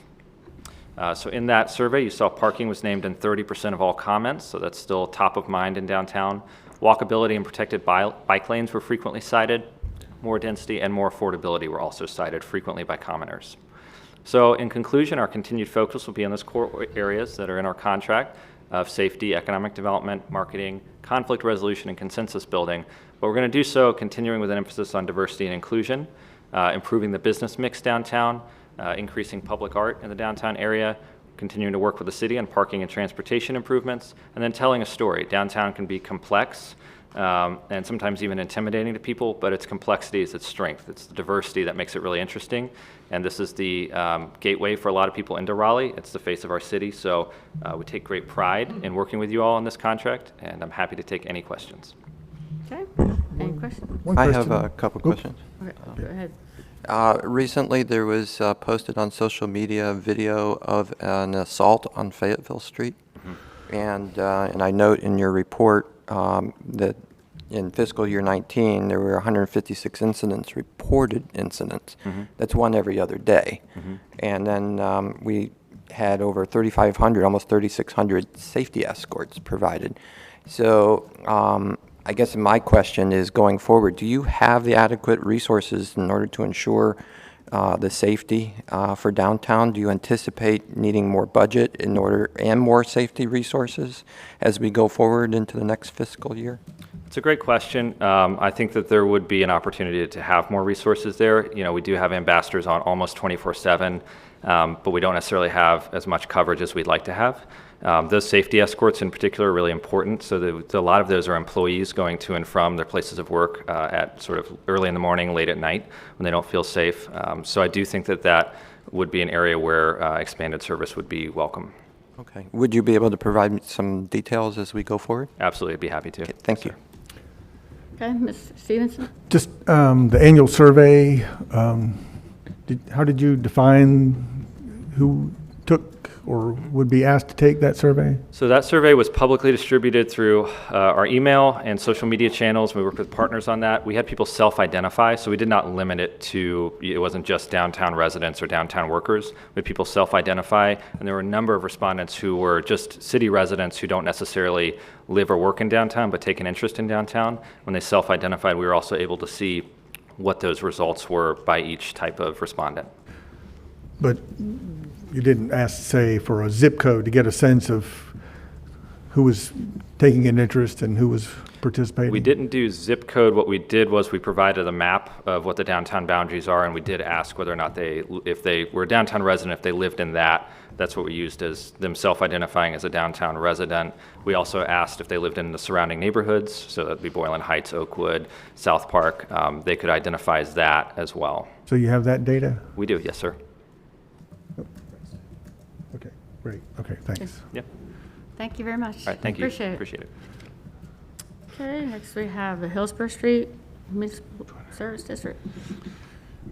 Mayor and Council, if I could, while Mr. Mearson is coming forward and bringing up the PowerPoint, I would just like to take a moment to say thanks to both groups, both Hillsborough Street as well as DRA, for their partnership with the city this past year, particularly on our parking initiative.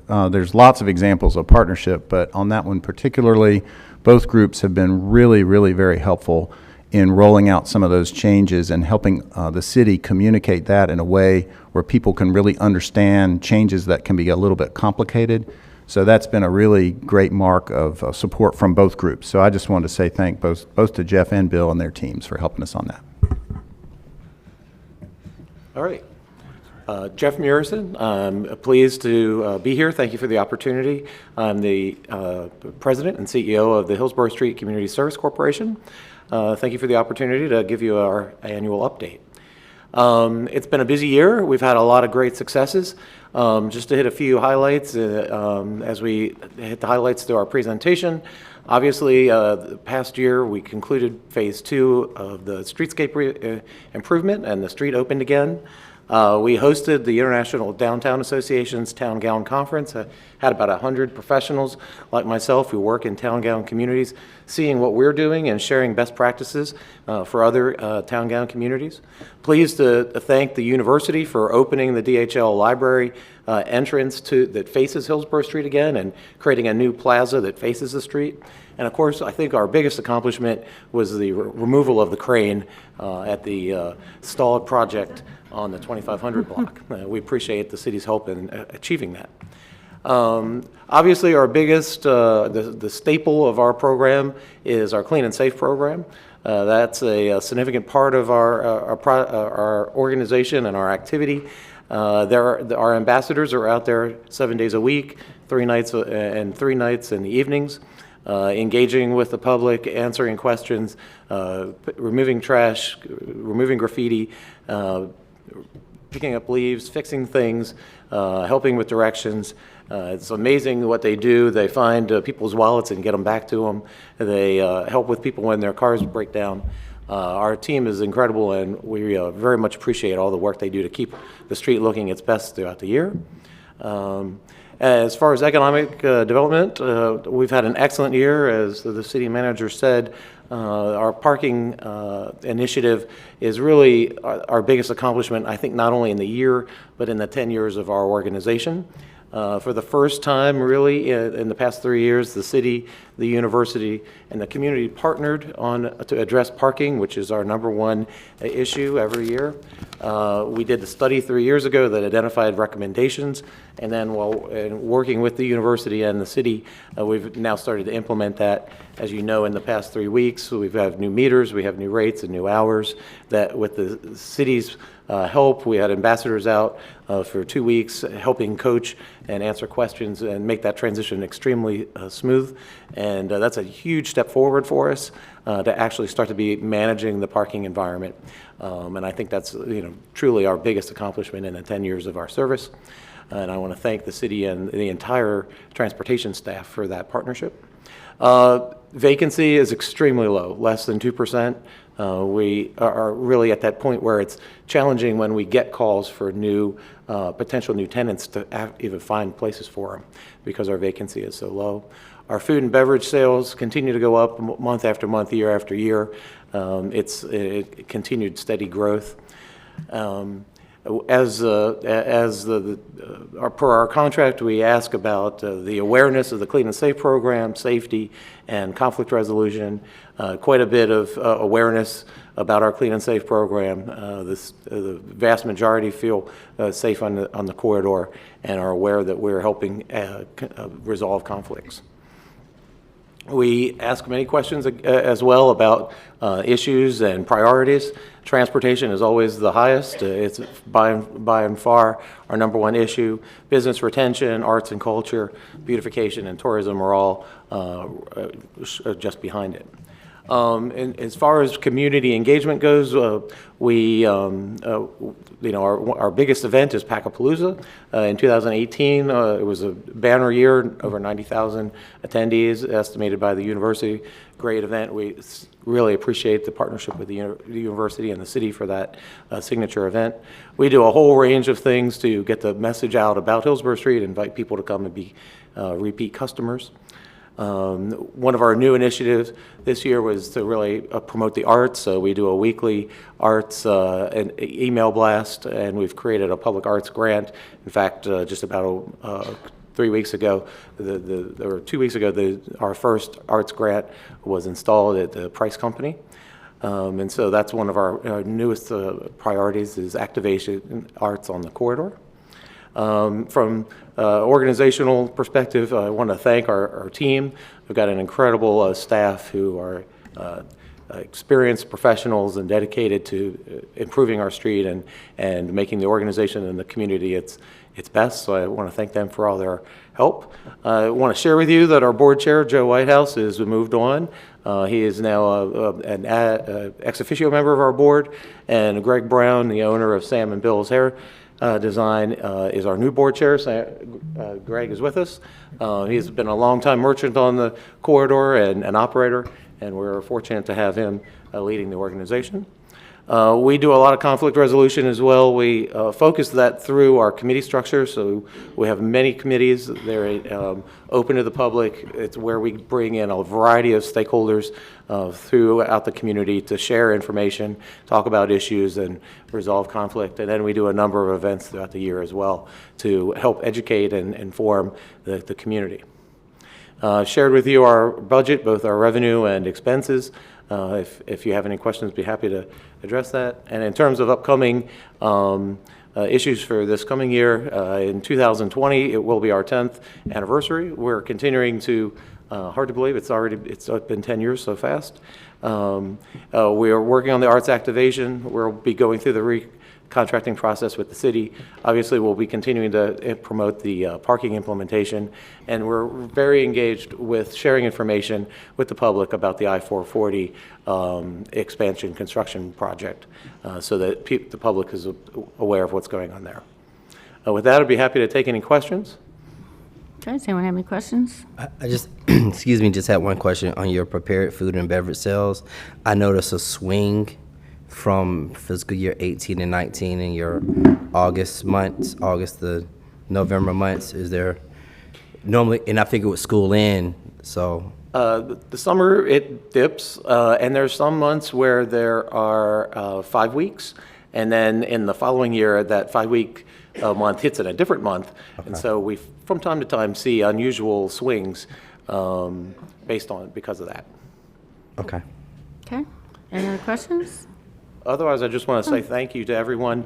It's been a pleasure this year. We appreciate very much our partnership with the city and with each of you.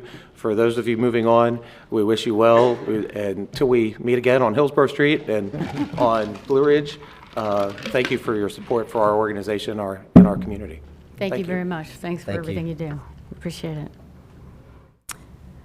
Okay, that takes us to our public hearings. The first one is text change TC 1119 shopping centers. Compares what you do downtown with where do you live. So it's like apples and oranges, and those two different things don't add up in any logical way. Yeah.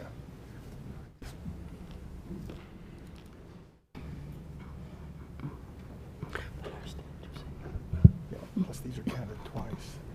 This one says, I work downtown and I'm an employee downtown. It's like, okay, so you get counted twice. Very mysterious chart. Good afternoon. This is a continuation of an item that was heard at the October 15th public hearing. TC 1119 is regarding shopping centers and their creation and parking standards. This text change would create a use classification and specific parking standards for shopping centers. The parking requirements are expressed at a ratio of required or floor area within the building. You have an example there of an office building would require one space for every 400 square feet of floor area. That's just a typical example.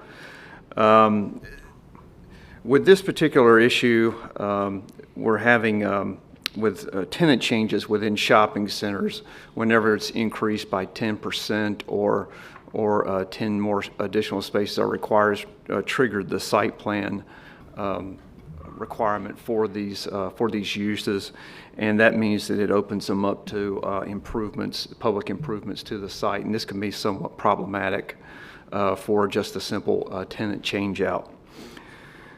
So as we went through the October 15th public hearing, this would create use classification and use standards for shopping centers. The ratio that's been established is one space for every 350 square feet of floor area. The definition would be a planned unified development that contains at least 3 establishments with commercial or recreational uses and contains at least 25,000 square feet of gross floor area on a land of at least 2.5 acres in size. At that last meeting, it was brought up by a member of the public, and staff was directed to strike the portion that would require the at least 2.5 acres in size, and this is what the definition would be revised to reflect that the 2.5 acre size limitation would be removed. It would also be removed from the use standards, as you see there in the second standard. Shopping center contains at least 25,000 square feet of gross floor area, which would be the only trigger for the new requirement, or the standard rather. So again, that 2.5 acres would be removed. Again, this was something that was brought up by a member of the public when this was opened up to the public hearing, and it was held back so that any additional members of the public could make comment on this revision. Staff is available for any questions. Okay, well, continue. Did you have a question before I continue the hearing? Go ahead. Well, yeah, and maybe we can have more conversation. I just wondered if there was any discussion in changing that 2.5 acre trigger about, what kind of shopping centers would be involved at that smaller scale, and if so, of those ones that are typically found closer to residential areas, and then if so, would we be making it easier for a change of use to a high impact use like a bar, nightclub, tavern, or lounge next to a neighborhood that we might want to have more process around rather than just a staff approval? Well, it would be unless there's a conditional use set on the property that prohibited that type of use. Right. As long as they were zoned to have that type of use within the shopping center, they could still have that regardless of what the parking standard is. In the staff's research of finding, trying to look at some examples, really it's the smaller shopping centers that you have in the neighborhoods, like around 5 Points and like in the Seaboard area, that you have these smaller shopping centers that may be under this 2.5 acre.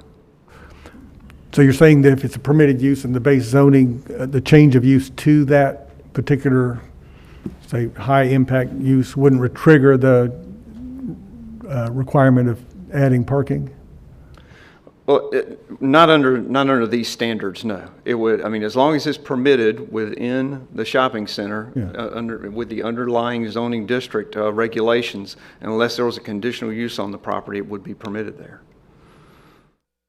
I think a lot of these smaller ones in neighborhoods are more the ones that people are walking to. That's sort of what we're trying to. Yeah, and I'm all in favor of. I don't see them as destination. Yeah, no, I'm in favor of that. What I'm saying is, if the rule is designed to relieve a change of use that's already permitted in underlying zoning from complying with the parking requirements, then I don't understand your statement that a change of use to bar, nightclub, tavern, and lounge, say in an NX zone district, they wouldn't have to.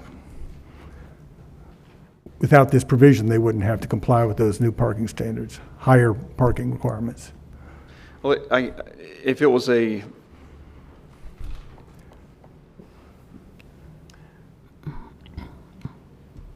if it triggered a number that was less than 10, then they would not be required to make the change. And that's what I'm saying. Okay. I'm asking if it, because typically. But if it was above that, then they would be required. Right, and that's my point is maybe we should be a little bit more thoughtful about allowing more walkable uses there, but also if we're going to promote that, then let's also be careful about maybe not promoting high impact uses near neighborhoods, that's all. Okay. Because, what that could end up doing is just promoting more cars overflowing in the neighborhood in addition to 2 a.m. activities. Well, but if they're already allowed, we're not Yeah, the changing zone- that. we're not changing the zoning. We're just talking No, about we're not the talking parking zoning, but we requirements. are That's all we're saying that doing. we wouldn't give it to them carte blanche if it was a high-impact No. use to be able to say, you don't need to do the parking. We might say, that in those high-impact uses near neighborhoods, we may not want to Or, undo the people parking might rules. want a tavern there they can walk to. Right, right. Okay. I'm going to go ahead and continue the hearing. Yep, And see who's thank you. here to speak to it.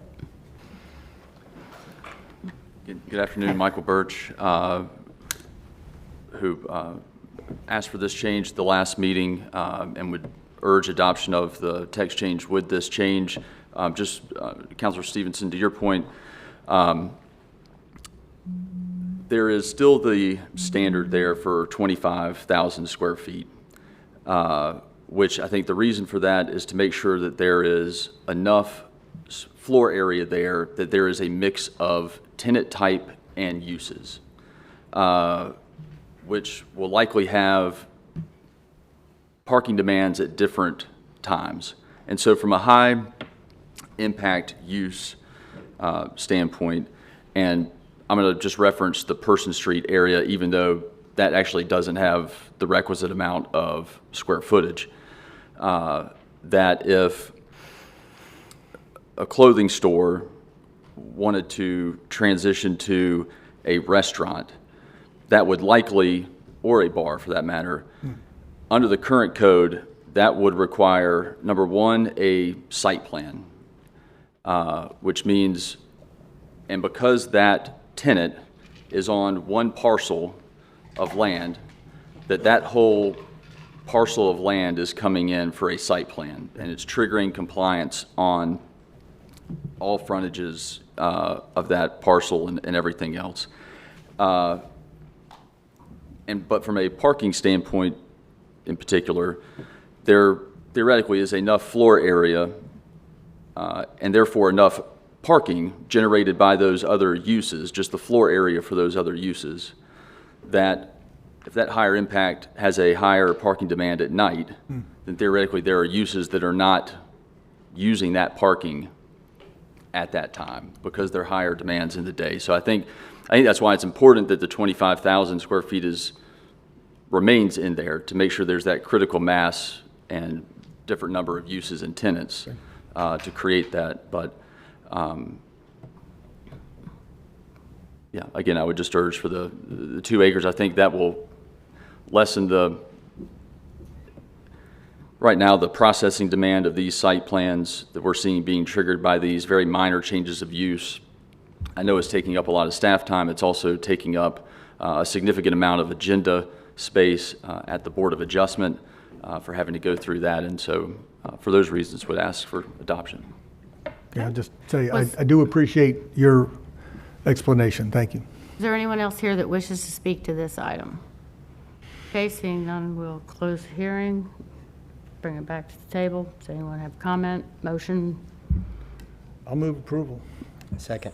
Anyone want to read the consistency statement? And make sure, I think, that you clarify that you're approving it with Mr. Birch's Yes. requested change to. So I'll omit move that the- we adopt the consistency statement dated November 6, 2019, containing the agenda materials and approve the zoning text amendment with the recommended change to strike the language on the land area of at least 2.5 acres in size. Second. Okay, all in favor? Aye. Opposed? Thank you. Okay, next we have Z1119, 510 Grove Avenue.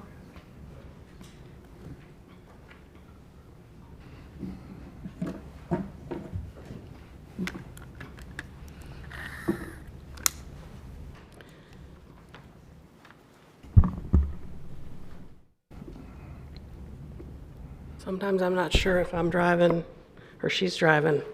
Sorry. So this is a continuation of a public hearing we opened at the last meeting. It was continued to today. Unfortunately, the applicant was not with us, and I just want to own that there was a staff error. We advised him that it would be on the evening meeting, but there's no evening meeting. And I regret that, and I don't want you to think any less of him because of our mistake. Of course, you might think less of me, but I just want to own that.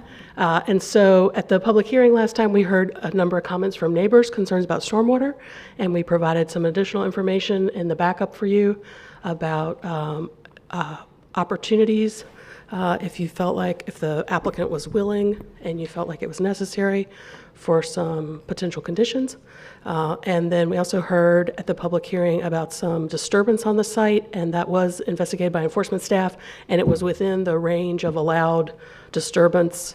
And they have talked with staff and have some plans about, I think, some reseeding to kind of complete that work, but it was within, they were within their rights, and so there's nothing untoward there.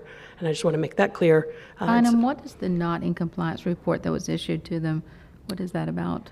And it was related to fill dirt being dumped on the site? Yeah, so I think that is the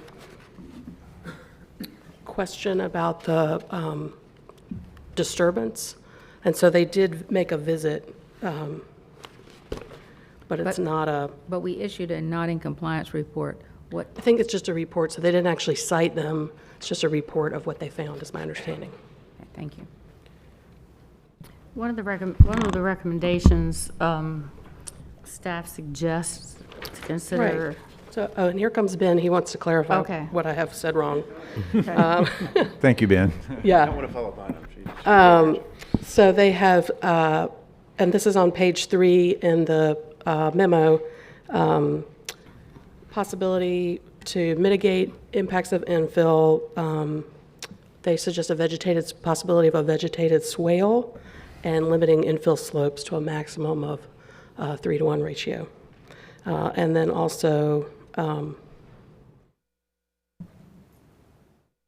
some measures around increase of volume of stormwater, if you're interested in that. So that was my question. The vegetative swale to convey runoff to the downstream channel. What's the downstream channel? That's where Ben's going to kick in. Okay. Let's make sure it's not somebody's backyard. Good afternoon. As far as the non-compliance reports, staff issued the non-compliance to reseed the land disturbance. They had brought some fill in, and it had been... the grade. Yeah, to change that grade, but they needed to stabilize it because they were approaching our deadline, which is 14 days for a site not being stabilized if there's no work going on it. So that's why the non-compliance report was issued. But as Bynum said, they were underneath our threshold for a land disturbance permit, which is 12,000 square feet. So they were less than that amount, but they still need to go ahead and stabilize the fill dirt they brought in. So that's why the non-compliance was issued. And they have seeded and taken care of that since that report. As far as the other recommendations, as far as for the volume control, that was put in there by staff if the site is suitable to achieve volume control, because not every site in Raleigh can achieve volume control. And then as far as the downstream channel, there is currently a channel downstream of the site in this area, kind of splitting these two properties right there. So there is a pretty well defined channel there. We the staff recommendation was that they provide a vegetated swale to outlet stormwater to that channel and not just outlet it downstream and hope it goes overland to that channel. So we want to keep the water kind of in that downstream channel and not kind of approaching it from all sources like on the back of that property. So, Ben, you know that Simmons Branch is notorious for flooding. I mean, we're spending a ton of money on Swift Drive right now just because of Simmons Branch and the amount of volume that comes through Simmons Branch.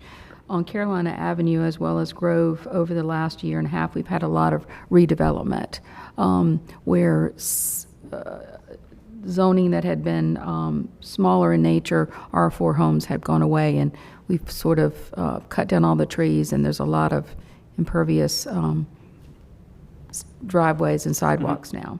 We continue to add to, on Grove Avenue, this array of different kind of housing stock, not opposed to the housing stock, but opposed to the fact that Simmons Branch floods almost from the top end at Western all the way down Swift Drive. Yep. And adding additional flow to that, I just don't see at this point would be a good outcome for Simmons Branch as a whole as we move forward with the widening project and trying to stabilize White Oak Lake, Yep. to sort of maintain some of that flow that comes through that culvert at Lake Dam. So just kind of concerned about adding any kind of additional runoff in the area. Yep. And the volume control was placed out there, but staff just doesn't know what the soil conditions are for that site. So I mean, So we don't even know if it would qualify. It could be suitable for volume control. We're just not sure of what the soils look like on that site. So how would we know that? I mean, it would probably have to go through the site plan design stage before we would kind of get that information. So there could be a condition made where you could require volume control if possible. Would that mean we would make the rezoning contingent on their ability to control the flow of runoff? If they can't do it, then they wouldn't get the rezoning. Yeah, I mean, currently under code now, they're going to have to mitigate the rate of runoff control to the 100-year storm, but they're not required to do volume control. Wait a minute. They have to mitigate the rate of runoff to a 100-year storm, but they're not required to do volume control? Correct. Aren't they the same thing? How you do that? Well, the rate of runoff is all about the amount of runoff leaving your site over a given amount of time. So you can keep the rate of runoff to the pre-development level. It's just going to run off your site for a longer period of time. Like, as opposed to 1 day, it could run off for 3 days at that same rate. So that would still be more water leaving your site, but you are controlling that rate of runoff. I don't know, somehow that doesn't. I have one concern, and it's kind of piggybacking off of Ms. Crowder's. What could be built by right now? And I think that's a question for Ms. Walters. Because I'm concerned that what they can build by right. I think it's R6. Yeah, it's R6. I think it's R6. So they could put 3. Mm-hmm. But As opposed to what are they offering right now? Or what are they asking for? R10 is what they're R10 has asking. conditions. R10. So they but still, they're conditioning down to 5. but they still, It's a even small if they lot. built 3 units on there, they still have to keep the runoff to whatever rates. Okay. I guess for me, it's not necessarily this site, but it's the fact that Caroline Avenue and Grove over the last year has had a lot of development on it that has really changed how water moves in the area, because a lot of it's been flattened and bigger houses closer together with a lot of driveways, like double bay driveways, in close proximity to this site. And if we could get more benefits out of a rezoning to help with that, I think that's what interests me, is the idea that if this rezoning were to go through, we add these additional conditions around a swale, get some more stormwater protections, and we might actually be improving what could otherwise be built in a current scenario. I don't disagree with that, but if we don't have the power, if I understand this, to require mitigation, then Well, okay, so this can't says, we can consider requiring the developer to install stormwater control measures such that there is no increase in volume of stormwater runoff from the new development for the 1.4-inch rainfall event consistent with the Green Stormwater Infrastructure Practices. You're saying, I mean, why can't we, in the rezoning, put the requirements for stormwater control on the property? How they achieve it is up to them. I mean, I'm a little concerned about them just doing a swale and dumping the water into an already overtaxed swell. creek. I just would remind you, the applicant has to be willing to do that. Right, they have to be willing to voluntarily offer that as a condition. The stormwater controls? If it's Conditional beyond what's use required by zoning. code, yes, ma'am. Yes. they Well, would you have to can offer it. turn them down if they don't agree, but hard to but say. you Yeah, you have can, that yeah, but option. you can, and require it, and I didn't want to Okay. say that it wouldn't be, stop being rezoned if they violated it, it would just be out of compliance with the rezoning. I mean, from what Ms. Crowder said, I'm just worried about Will the applicant be here this evening? Oh, it's here now? Oh, he's here now, Oh, okay. Okay. Do we need to open the hearings? I think it's open. Oh, okay. I think. Hey, how's it going? All right, hold on one second. Is the hearing Hey. open? Hello? Yeah, hearing's open. Okay. Ready? Yes. Okay. Adam Schroeder, 510 Grove. We've spoken with a civil engineer about the water issues. It's been something that the residents of Carolina have brought up when we went for our original meeting. They talked about the water running off of Grove Street down into Carolina and how it was eroding some of their backyards. The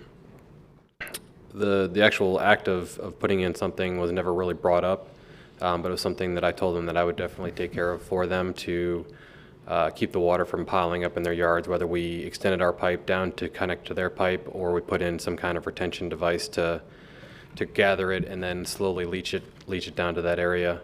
They were okay with both apparatuses. We weren't told that we had to do it, but I told them that we would do it to make sure that we kept the neighborhood peace. With the property itself, we plan on doing 3 lots concurrently, gathering all the gutters and stormwater and placing them into the device to leach out and not be an overflow of water to the adjoining properties. So am I understanding you correctly that you'd be willing to put in your conditions that you would mitigate through the options that have been applied to us or given to us from stormwater on the site? Well, being that we've been in this process for a significant period of time, we've soaked up a lot of public resources. I would be happy to promise to you at this point that we would do it, and I'd stick to my word, but we keep pushing this down the road, and nobody in planning ever brought it up to us. Nobody brought it up to us before when we changed the conditions, so it just keeps pushing this thing down and costing us money. But I'm happy to do it, and I told all the neighbors that I would take care of it for them. If we were to close the hearing for you to add those conditions, and this is a question, could we close the hearing and have it come back in 2 weeks in order? Because we have 30 days. You want us to add the conditions, come back in 2 weeks, and then hear it again? Well, then we can Just vote vote on it. on We it. can't vote on it because the hearing is still open. We can close the hearing now, but once we close the hearing, that allows you to add that condition. Right. He'd have to submit those conditions by Friday. If we close the hearing today. Right. Is that something you could do? Okay. Okay. And I'm finding the balance between time and the community on this. That's why I'm mentioning it. Neighbors, Tom and Carol and a couple of other people, and they all had the same concerns about water runoff, Okay. seepage into their properties, and I told them that I'd be happy to work with them. I own a grading company too, so I told them that we would give them at least 100 hours of miscellaneous land movement to try to get that mitigated and keep it so it's contained. Sounds like we could have a win-win here if we close the hearing and let you make those additional changes. Yeah, we're not looking to Okay. cause any problems. We want to Perfect. build 3 nice houses for some people and make sure that we don't cause any issues for anybody downstream. Okay. Okay. So then we'll close the hearing. Oh, does anybody else? Was there anybody else here that wished to speak to this item? Okay, well, now we'll close the hearing. Wait. Oh, okay.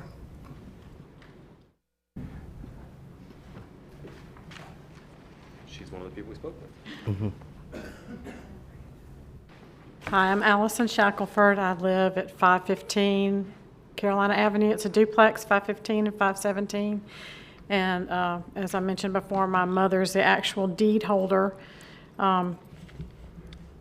We had a fantastic meeting, a site visit with the storm drainage folks, and I am very appreciative of that. And again, we are not so opposed to rezoning or the development around us because it's making our neighborhood a better place and it's increasing our property values.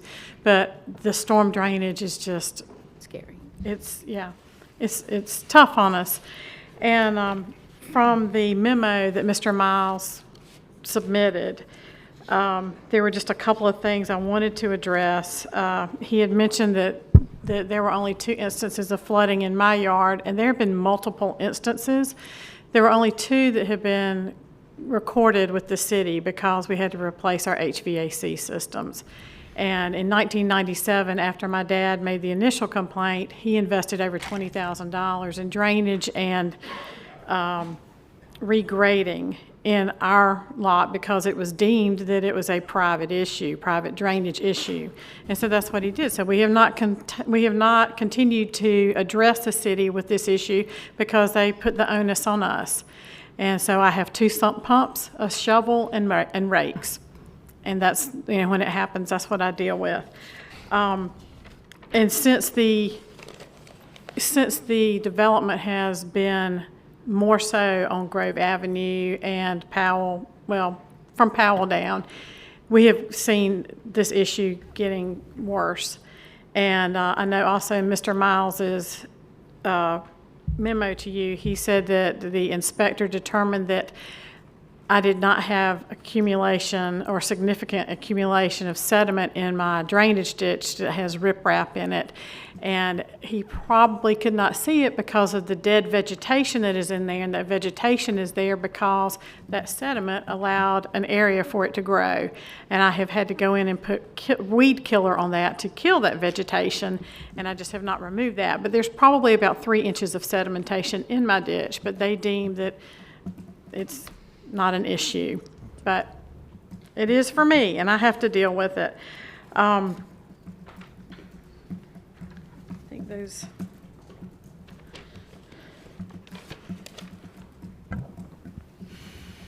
I was also provided with a map on the day of the site visit, and the map has yellow asterisks on it indicating the numbers of times that there have been complaints about the drainage issue in this area. And I counted 14 on here. And I applaud you all for taking this seriously, because it is. There's 14 issues listed on here that were reported to the city. So again, we welcome the development. We do, because it makes our world better. We just want to make sure we don't get flooded out. Okay. Thanks. Thank you. Sure. Anyone else here that wishes to speak to this item?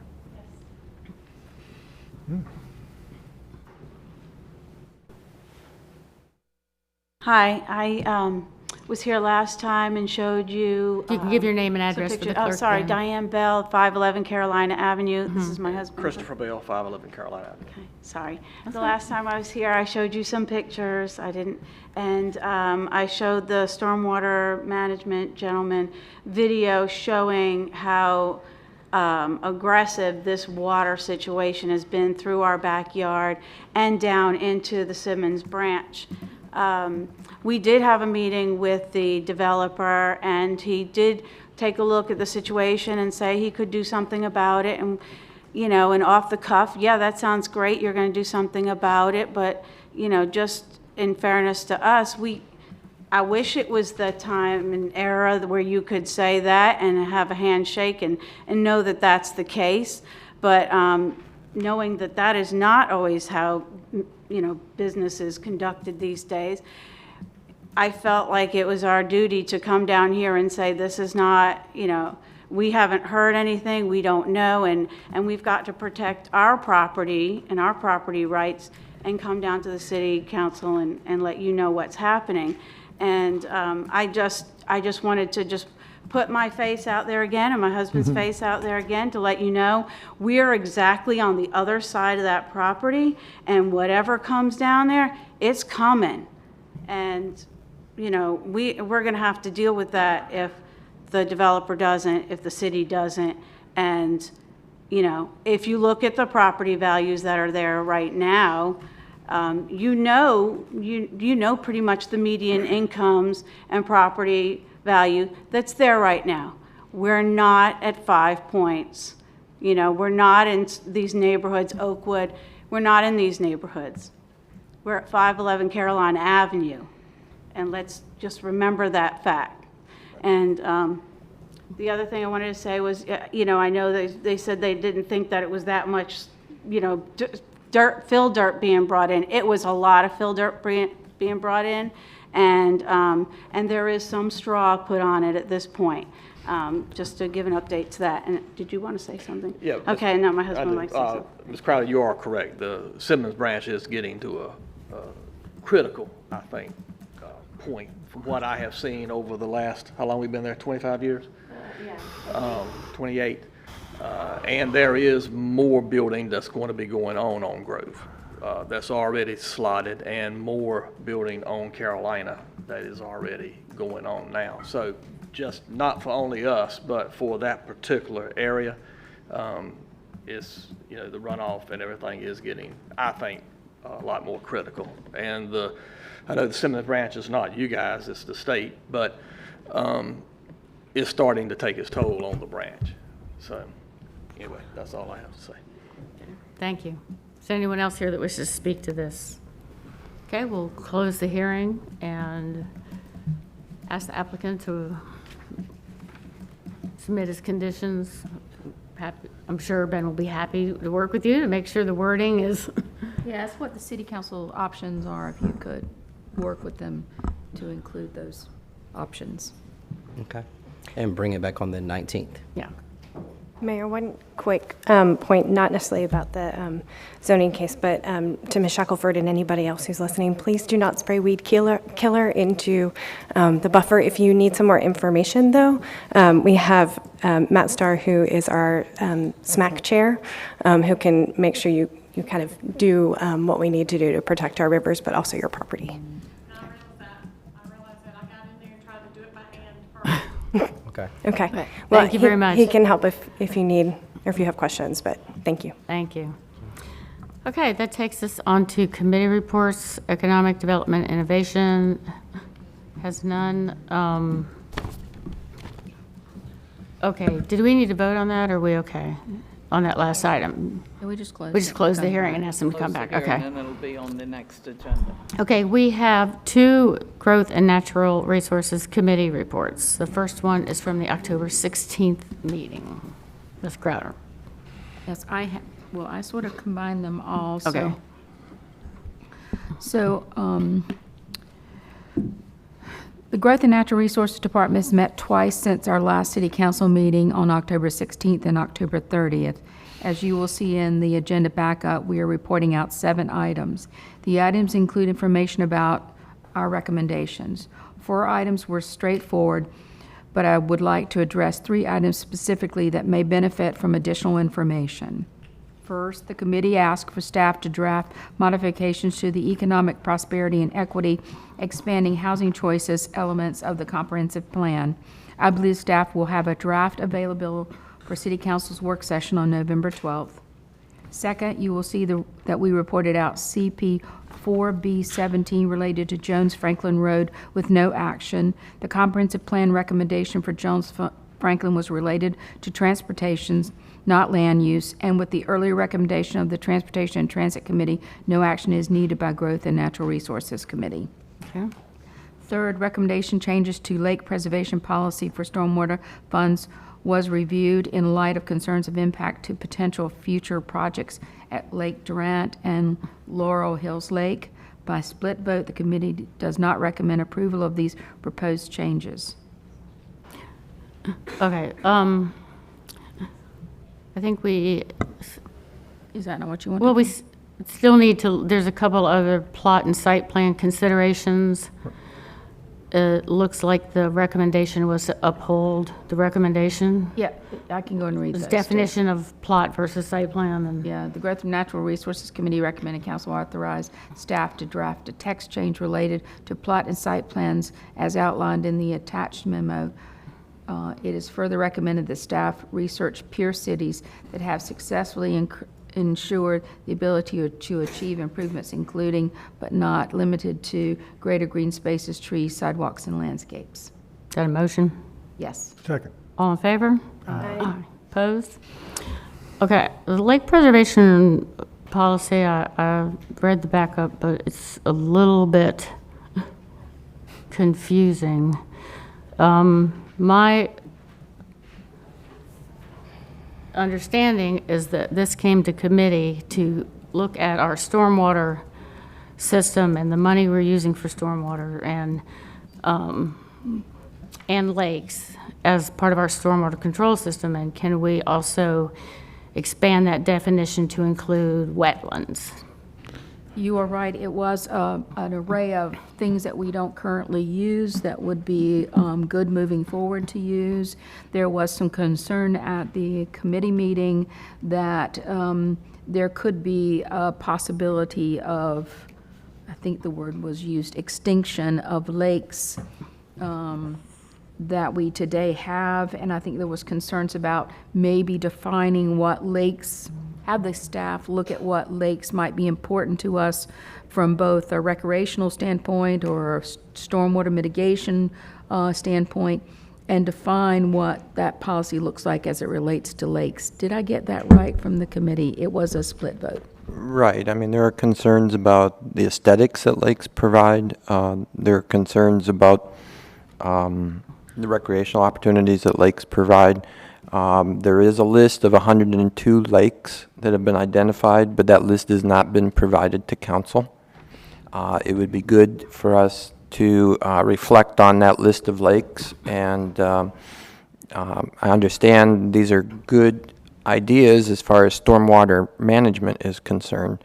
However, there are other priorities beyond stormwater management and the cost of stormwater management, such as the aesthetics and the value of lakes to a community.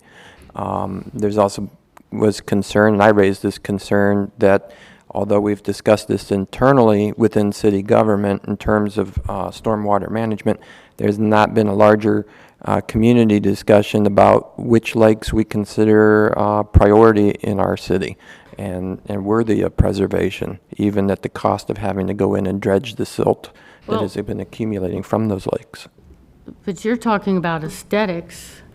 That's not what stormwater, the money is for. The stormwater money is for maintaining the stormwater system and channeling that stormwater to prevent damage to other areas, among other things. It does not, the beautification of lakes, or that is not under the definition. I mean, that could be part of Parks and Recreation, it could be parts of other things, but that's not what this money is designated for. So, well, I agree about that, but I think but the policy is far-reaching. The policy and the word of extinction of our lakes did come up in the committee meeting. So we are talking about a very real possibility that this policy could lead down the road that that we eliminate lakes and from neighborhoods, and purely based on storm. Well, there was serious discussion that instead of having lakes, that we could remove the dams that create those lakes and let them turn into wetlands. Yeah. That might very well be a very good idea, but it isn't something that I believe that should be done based on a staff decision. I think it's not something that should be done based on this simple policy change. I think that we need a larger discussion in the community about, I mean, we have a list of 102 lakes. Let's make that list available before we make this decision. I think you're treading into very dangerous waters. We do not dredge private lakes. We do not use public dollars to dredge private lakes. I can tell you, because that's how I got on this council as the Greystone Homeowner Association president. Well, there was some question about whether this list of 102 lakes is all private lakes or some of them are public lakes. But that's a separate question than what this item is. This item is, do we use stormwater? Do we add wetlands to this policy that we're using stormwater for? It's not about beautification. It's not about dredging lakes. It's not about aesthetics. It's only about, do we add wetlands to this? If you want to go down that path, I think that's a separate item. Well, I think in terms of dredging the lakes, in terms of stormwater, is that a lot of our growth and development is in fact contributing to the silting of private lakes. And therefore, it's the decisions of this council and this city government that have allowed growth and development to go forward that is impacting private lakes. So maybe we should be using this money to dredge those lakes. I can tell you right now, we don't have enough money to dredge every private lake in the city of Raleigh. But what we did do was increase runoff. When I got on the council, there weren't even any sort of runoff controls for construction. They were allowed to grade, clear cut. So there's been a lot of work in, we just had a conversation about it, monitoring stormwater runoff, monitoring silt runoff. And I think it is very much, we have a very dedicated stormwater staff that looks at this entire system, not a one-off lake, because think it might not be as pretty as it was, but they look at the stormwater system as a whole, and everybody knows that more development and runoff is contributing to it, but that's what this fund is for, and that's what the objective of the stormwater system and the stormwater department is for. If you want to talk about lakes for recreational use, or whether we should look at, dredging private lakes, that's a separate discussion than what this item in committee is. Well, I'm not in support of this policy as it is. I think we certainly need to look at this list of lakes. I don't know why it's a secret. I don't know why that list of lakes has not been provided to this council so that we can look at them. I don't know why we can't have a conversation with the community about this issue instead of it being simply an internal discussion. And I would vote no against this policy. Well, So could there be a compromise position here where we know that there is things in the new policy that make sense in terms of looking at a broader sense of tools to mitigate stormwater as we don't use today? And is there any reason why we can't get a list? I don't know what this list is, a list of maybe lakes in priority to how they affect stormwater uses that we currently are using, and then the next council can kind of grapple with whether or not it makes sense to look at the lakes differently than the policy. If it's okay, I'd like to recommend that we send this back to the Stormwater Management Advisory Commission with those concerns to see if they can look into this a little bit more, and then. And I'll support that, provided that we also direct staff to provide that list of lakes to the council. What do you want a list of every lake for? The list already exists. They've already said there is a list of 102 lakes. That's great. Tell us what it is. So let's maybe the compromise position is to send that list Send it both back to to SMAC and to provide it to the new council members, just so they know what SMAC is working on, and we just send this back to that committee for further study. Is that your motion? Okay. Yes. Second. All in favor? Aye. Opposed? Thank you. Okay, next we have Six Forks and Industrial Drive, Z1519, You want me to read that one too? Sure. Yeah. Yes, ma'am. Oh, is Can we that do the something public different? hearings tonight? I'm Yes, sorry. I was going to say, Okay, so that's going to come up we'll tonight. wait till tonight. I'm sorry. Lead Mine Road, is that also tonight? Yes, believe it that comes up comes up tonight, too. tonight. The 2030 comp plan update, we've already discussed. We're going to discuss that at the November 12th work session. Correct. Sorry. I know what you already read, but I'm. Durley Road is also in the evening? Yes. Okay, thanks. Is that everything? That's everything. Okay. Okay. Oh, and just a reminder, my next meeting, November 13th at 4, in room 305. Okay. Healthy neighborhoods. Okay, there are two items. One on the agenda is discussion of an ongoing conversation about zoning for residential scale office uses. Out of that conversation came some interest in continuing the conversation, but also one item to make a request of the Raleigh Historic Development Commission, and that is to ask the Historic Development Commission to look at the possibility / merits of declaring a historic overlay district along Hillsborough Street between the Capitol and the Bell Tower in order to protect existing homes. So I don't know, Mayor, if you'd like to add some additional comment on that? Sure, thank you. Yeah, we've had a lot of discussion about, we have a few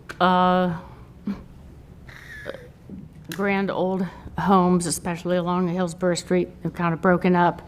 And we've been talking about, was there using a detached frontage as a way to help them have the ability to expand and still use those. Most of them are being used as, probably all of them as businesses. But we couldn't really find a way to make that apply to save those homes without having some sort of a historical overlay district. So we just want our HDC to take a look at it and see if that's a possibility. Do we need a vote on that, or just without We do, objection? okay. Okay, well, that's a motion. Yep, I move that. Second. All in favor? Aye. Opposed? Okay. Thank you. So, second part of my committee report is that we will not meet right near Thanksgiving, which means we will not have another Healthy Neighborhoods committee meeting before the new council is sworn in. So what I'm passing down now is a list of the items that are remaining in committee, a lot of them related to housing affordability. So the comment is the following items are pending in the Healthy Neighborhoods Committee. Committee is canceling its November meeting. Therefore, it is recommended that the items be removed from the committee agenda and placed on an upcoming council agenda. This will allow the incoming council to take action to consider the disposition or direction of these items if it so chooses. And that's a motion. Second. Question, when you say upcoming agenda, do you know new which, council. for the new council? New council. So for the new, so you want to date it December 3rd? Or does that help? So it says for the upcoming council agenda, and we meet one more time before. So that would be It would December be for 3rd. the new council. Okay, Okay, let's so say you're good? December 3rd. Okay. That's the motion. December 3rd. And it was second. Do we have a second? I seconded it. Okay, all in favor? Aye. Opposed? Thank you. That's all. Okay. So Transportation and Transit Committee, we had our meeting on October 23rd. There's a summary of recommendations in your packet. I'm going to not go directly down in order, but I want to hit a couple things. One is we recommend that the zoning case Z719 takes place tonight, but I am aware that the applicant is going to ask for an extension to address concerns that came out of the committee. But since we have a meeting scheduled for tonight, or could we, the applicant is actually here, and I know we advertised for tonight. Could we go ahead now and move it to the 3rd, or do we need to wait until tonight? I'm asking the clerk for clarity. I would think we would need to do it tonight. Do it since tonight, it's okay. advertised. So at tonight's meeting, we will, there will be a recommendation for December to pretty much give them an extension till December 3rd. For them to address the concerns, and those concerns out of the committee had to do with egress in and out onto the property. I think they've made some headway as far as working with their neighboring property owner. So that's that one. The next one is the city council recommends to reject comprehensive plan amendment comprehensive plan amendment 4B17. This recommendation is based upon this item can be brought back up later via other projects in development and to address it, but at this time the committee recommends denial of the street extension for this Jones Franklin Road. And that's the motion for that one. That's the first one? Yes.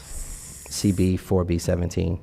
Okay, wait a minute. It was the one that went through, Multiple properties. multiple property Okay, owners, all right. businesses, family-run businesses. And until we really know what the lineup is going to be for BRT as it relates to Western Boulevard to Cary, we really don't know if that alignment makes sense or not. So we moved to strike it from the comp plan for now. Okay. So that was the motion motion. there. Second. Any discussion? All in favor? Aye. Opposed? Okay. Okay. The next one is that we authorize additional staff. We authorize additional staff to study the city TIA requirements.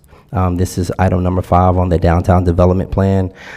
There was, out of the presentation that was submitted before the board, when we look at level of service, street topology, and some other items, in talking to staff, they're going to look at the actual process, establishing what the process is for these TIA requirements.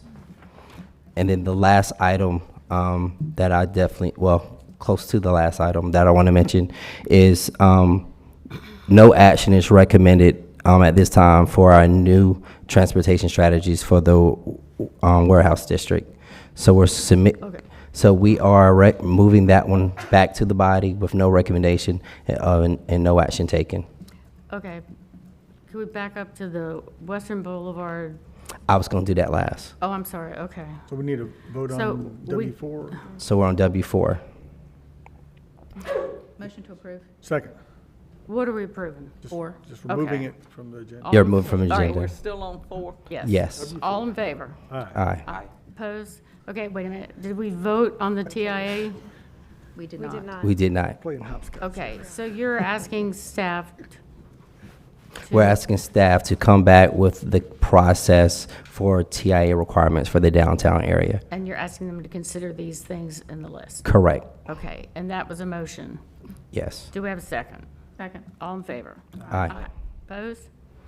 Okay, so then we're back to Western Boulevard corridor study. Yes. Okay. So this one was a very lengthy discussion as far as options related to opportunities. We're looking at with BRT going down Western Boulevard and the Transit Overlay District. We actually, if staff has some, we have a couple slides, time permit for them to kind of explain the items that we brought up concerning establishing a TOD on parts of Western Boulevard. So while Ken is queuing it up, it was brought up as an option. We have several options. One of the fears of Western Boulevard as we continue to, I don't know, try to figure out where that alignment's going to be, I have between Jones Franklin Road and Blue Ridge is the section of the street that has residential on it, because the corridor has lots of uses along it. And what's happening right now while we're sort of waiting to determine what those alignments look like is I have single-family homes being built on the corridor as quickly, and we just had one just in front of us who's just a block off the Western Boulevard, where we have wanted density. If we want transit to work, we need density along the corridor. And this particular area is an area where a residential is there now, and what I see happening is single-family homes being built along that group of frontage and mileage that we want density at. So I'm really sort of asking us to sort of springboard a little quicker than we probably would have wanted to put a TOD on it so that we can eliminate some of that single-family homes being built on Western to make room for density where we want the transit to work the way we want people to live on it. So that's what I asked for. Yeah, So- he'll go through it. So think of it from Oh, I got the you, old okay. Kmart down to Yeah. the split, Jones Franklin. Jones Franklin. Right. So this shows the Western Boulevard BRT options currently under consideration. You can see the purple line, there's no alternative there, it's one alignment. And then there's 3 different alignments under study that go from the Jones Franklin Road intersection out to downtown Cary. Yeah. Just to refresh everyone's memory, just as a plug, there is a kickoff event for that Western Boulevard corridor study next week, November 12th, in the McKimmon Center. We had to reschedule it because of Hurricane Dorian. The discussion of the committee was, do we feel like it's urgent to look at applying the transit overlay district in the near term, or is it something that can wait? We had a similar discussion on New Bern Avenue. The corridor, Western Boulevard, as Councilmember Crowder noted, was looked at as some different areas, that some potential station areas were more urgent than others. The risk that you run of mapping it now is that you may wish to adjust it later as more planning takes place. But the risk, if you don't map it, is that adverse development occurs and then persists on the ground for a long time after it occurs. So it would be a defensive move at this point to map the TOD. You're trying to stop adverse development from happening in the short term. Looking at the station areas along that segment that where there are no alternatives, there's only one proposed alignment. The committee concentrated on 3 station areas that are currently centered on the intersection of Hillsborough, Western, and Jones Franklin, one at Powell Drive and one at Blue Ridge Road, which is where the old Kmart site is, and decided that that was the area where there was some urgency to do this. The staff options were that we proceed with our current level of knowledge and identify a map that would be, this would be the area where we would apply the overlay, and then also provide a scope for how we would introduce this to the public and to property owners instead of just taking it straight to planning commission and sending out notices that there would be some level of engagement prior to that. We would then bring that map back to you in this engagement, and then the council would have to authorize it to move forward through the rezoning process, which would be the filing of an actual application, city-initiated application, and sending it through the public process. The other option was to delay this mapping and, for the Western Boulevard corridor study to do more work on it and to develop the boundaries of proposed TOD areas as part of that. Committee recommended going with option number 1 for just those 3 station areas. So our understanding of the recommendation was we're doing that for those 3 stations I outlined. We would develop proposed TOD boundaries, develop a scope for public and property owner engagement, and bring those back to council for approval before taking any additional steps.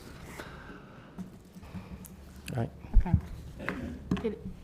Any? So again, and to Ken's point, it is a defensive move in terms of the fact that it may take some time to determine what that alignment looks like while we have development that's happening that doesn't really work with what our goals are in terms of density and people living along the corridor. So, and I know there's a process to go through, but I'm feeling if we don't move forward with at least starting the process, we're going to lose any opportunity we might have. Okay. Is that a motion? Yeah. Second. Okay. All in favor? Aye. Aye. Opposed? Thank you. And Madam Clerk, I have this to give you. That would be Okay. It didn't go in order, so I give it to So you. I'm assuming the 2 that you really didn't vote on, one, the Z7, you got to talk about tonight. Now Correct. we're Tonight. going to refer. So, but with that report, we would remove it from your agenda. Correct. And item for the warehouse district, you didn't take any action, so without objection, we'd remove it. Correct. And that clears the Transportation and Transit Committee with no more pending items. So we are done. Thank you. Okay. And I just want to say thank you to the committee members over the past 2 years, and look forward to seeing where the city goes next. Okay, that takes us to report from Mayor and Council. Mr. Cox? A couple of items. First of all, I'd like to say thank you to Lou Blancpain and Michael Moore and city staff for a meeting about traffic calming in the Bedford, Wood Spring, and Falls River neighborhoods. There is an issue of speeding on Falls River Avenue in particular, but also some other streets. And so traffic calming has come up as an issue. I would like to ask that staff be directed to be able to move forward with 3 projects in that area so that they can move forward with balloting. However, the meeting brought out an issue regarding our balloting procedure and policy. Currently, we ballot and distribute ballots to the people who live on the street itself, as well as a few blocks in from the street. And we weigh more heavily the votes of those who live on the street than those who do not. Bedford and Falls River are somewhat unique in that Falls River services both those communities. It's really a main street through those 2 entire communities. And so a lot of people that were in attendance at that meeting, or at least some of the people that were in attendance at that meeting, were concerned that they will not have a chance to weigh in through the balloting process on traffic calming for Falls River Avenue, even though they use it principally to get in and out of the community. And so in addition to moving forward with balloting for traffic calming in this area, I would like to ask staff to also give some consideration to how we could amend our balloting procedure in order to include the wider community, particularly when they depend so much on a particular street in order to get into and out of their community. So David, may I just, we haven't had our new policy very long on the ground, so I don't know that we've seen necessarily the good and the bad of the policy or the things that might need to be changed. What I have seen, though, when we did Pine View was that the level of the people on the street, the activation they had to do further out from where they live to get people even interested. Can people get complacent when they're sort of far out from a process? Meant a lot of extra work for the community that was looking for, in this case, traffic calming. So before we decide it's time to change something, it would be good, I think, to let us see how the policy works and then come back after a year or year and a half and review it then, because it hasn't been on the ground. I think we've only done one project or two maybe. I think it will be a problem in this case because there were, I don't know how many people were at the meeting, Lou, do you know?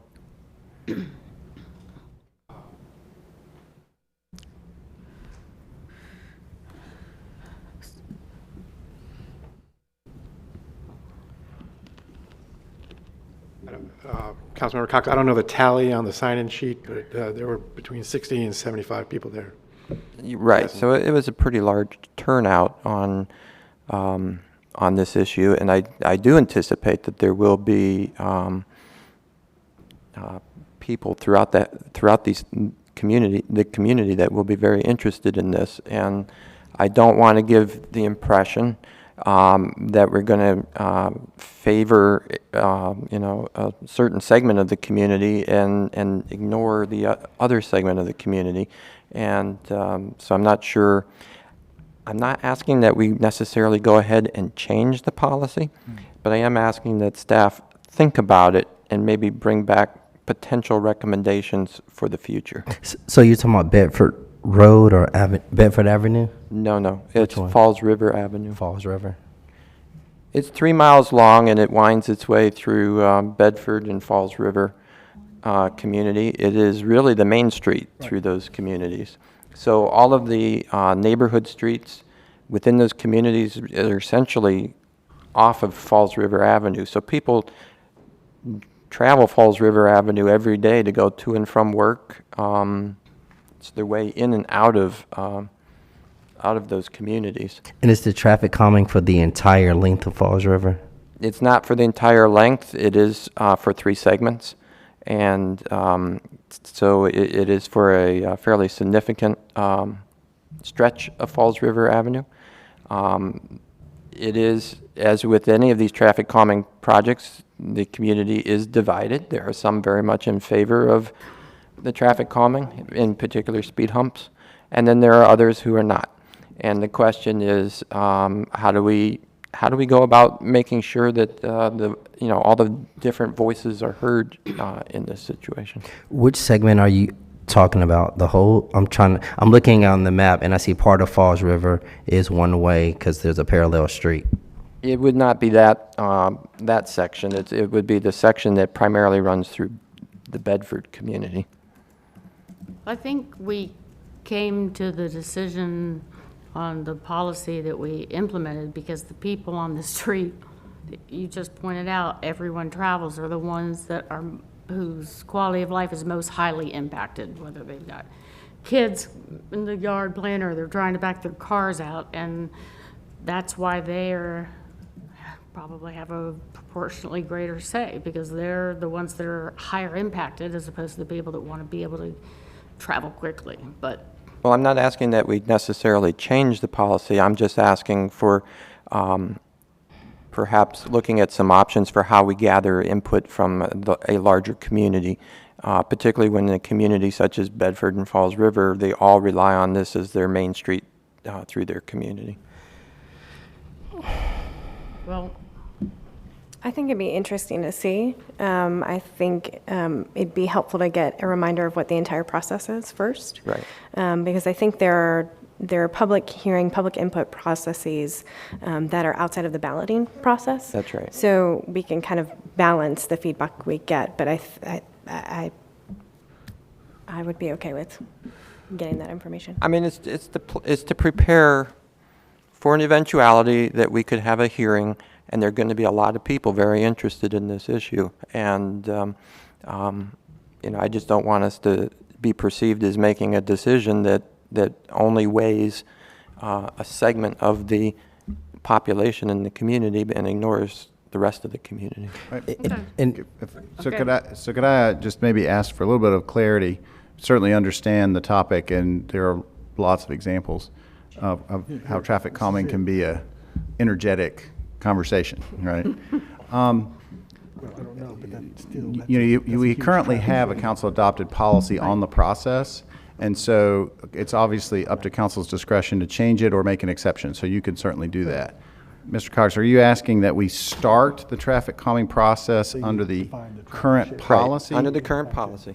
And then simultaneously bring back information about how we might change the balloting process? I guess what I'm saying is we have to be careful about starting the process with the projects and then change the methodology in the middle. So you may want to wait for the staff options of how to change the balloting before you launch the projects is my only question. Because if you say we're going to communicate to the community when we do the analysis of the methodology, and then if for some reason you make an exception to balloting more, we'll have to change our message. That's my only question is methodology. Can I, little historical perspective, I don't know, and maybe I'm wrong, I don't know that we've ever proposed traffic calming on a road that is, just from looking at our street typologies, that's kind of this high up, and it has such an extensive trip shed on it. So maybe this is new territory where before we were looking at small segments of neighborhood streets, and then we'd say, well, if we just amend the policy so it's not just the people living there, but a few blocks off. But in this case, Falls River Avenue is a big, long, winding, it has a big, long trip shed to it, and maybe not all the folks on it will travel through the traffic calming areas, but it does seem like there would be value in saying, let's tie our balloting to the trip shed that's going to be impacted by the proposed change. So for, again, a bigger street, bigger trip shed, smaller street, smaller trip shed. Sure. The methodology and process for conducting citizen feedback on traffic calming is a council-adopted policy. Right. So you can certainly make exceptions to the existing policy or change the policy however you wish. So that's certainly what the council's discretion. Well, my only observation is if you're going to make that change or exception, it probably helps to have that clarity before you engage the community, and don't switch it in the middle of the process. That's my only suggestion. Well, what I'm trying to avoid is exactly what we got ourselves into with the sidewalk issue, and where we followed a policy and we made a decision based on that policy, but then there was such an outcry from the community that we in fact changed the policy, and then revisited that project. So And how about but this policy is the one that we changed because of the prior traffic calming. So maybe another offer or another way to approach it is on the 19th, we could bring back as a special item just a reminder of the way the current policy works, and then maybe give the council some options on how you would approach it differently, and then you could react to something specific and then go off. How about that? That would be fine. Can we also have an idea of what sections of Falls River Avenue we're talking about? We can do that as a part of the presentation. Everybody's on the same page. Let them give a presentation on it. Yeah, because I'm looking at the street, and if I were to live out here as part of the street, I would never travel on because I have other options. Why don't we do a presentation with some options on November 19th? Okay. Now, the next thing regarding that meeting is that, again, a discussion came up, and we know it's not legal in North Carolina to have speed cameras as an enforcement tool. But I think as we're growing as a city, speeding has become more and more of an issue. And so what I'd like to do is ask the city attorney if we could explore the possibility of a local ordinance that would allow RPD to be able to deploy speed cameras. And I was wondering if that might be something that we could work on. Is that different than a red light camera? What's a speed camera? I'm sorry. You Go ahead. You go ahead. You talk about what it is, and I'll talk about the process. Other states, other cities have used speed cameras where they take photographs of this, because you obviously have the technology that can tell you how fast you're going, and then they can issue citations off of those cameras. It's a different type of technology that can be also mobily moved around. That would, not being the city attorney, but my guess, that would require local enabling legislation. Yes, it would, and I would, in order to do that, have to work with our lobbyists to determine whether or not that would be something that would be well received. So I would make the request that we at least explore that possibility, because more and more throughout my district, and I know throughout other districts, people are really complaining that we do not have compliance with our speed laws, our speed limits, and more and more I have enter into these conversations, and this is a technology that if employed judiciously, could be used to help ensure some compliance that we don't currently have. And we hear time and time again that we don't have enough police officers to be able to deploy them in order to enforce our speed limit. So I don't know if I need to make a motion for that. Well, I'm So slippery slope. Yeah. I would suggest that you have a conversation with maybe our attorney and our lobbyist to sort of discuss the pros and cons of requesting that from the legislature. I would be happy to meet with anyone from the city staff, manager's office, as well as our lobbyist and our city attorney. Sure. Why don't we discuss that, and then ultimately the council would need to act to develop the ordinance. But we can certainly get together with you on that. Okay. And one last item is that as development is happening, there is development happening on Dunn Road in near Bedford, and so I have a request that we look at no parking on Dunn Road in particular, from Falls of Neuse to Kendall Crest is the stretch of road. There are no homes or businesses directly on Dunn Road, and the concern is that once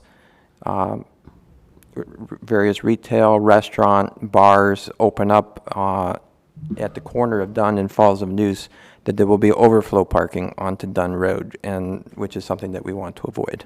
You just said there's no homes? They don't have driveways. In other words, driveways. The front of their homes do not face Dunn Road. They all face It's in. the rear of their homes face Dunn Road.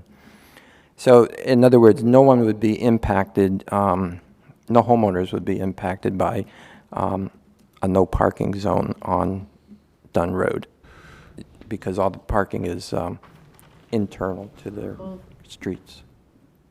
If the homeowners aren't impacted by the parking, then what's the request for the no parking?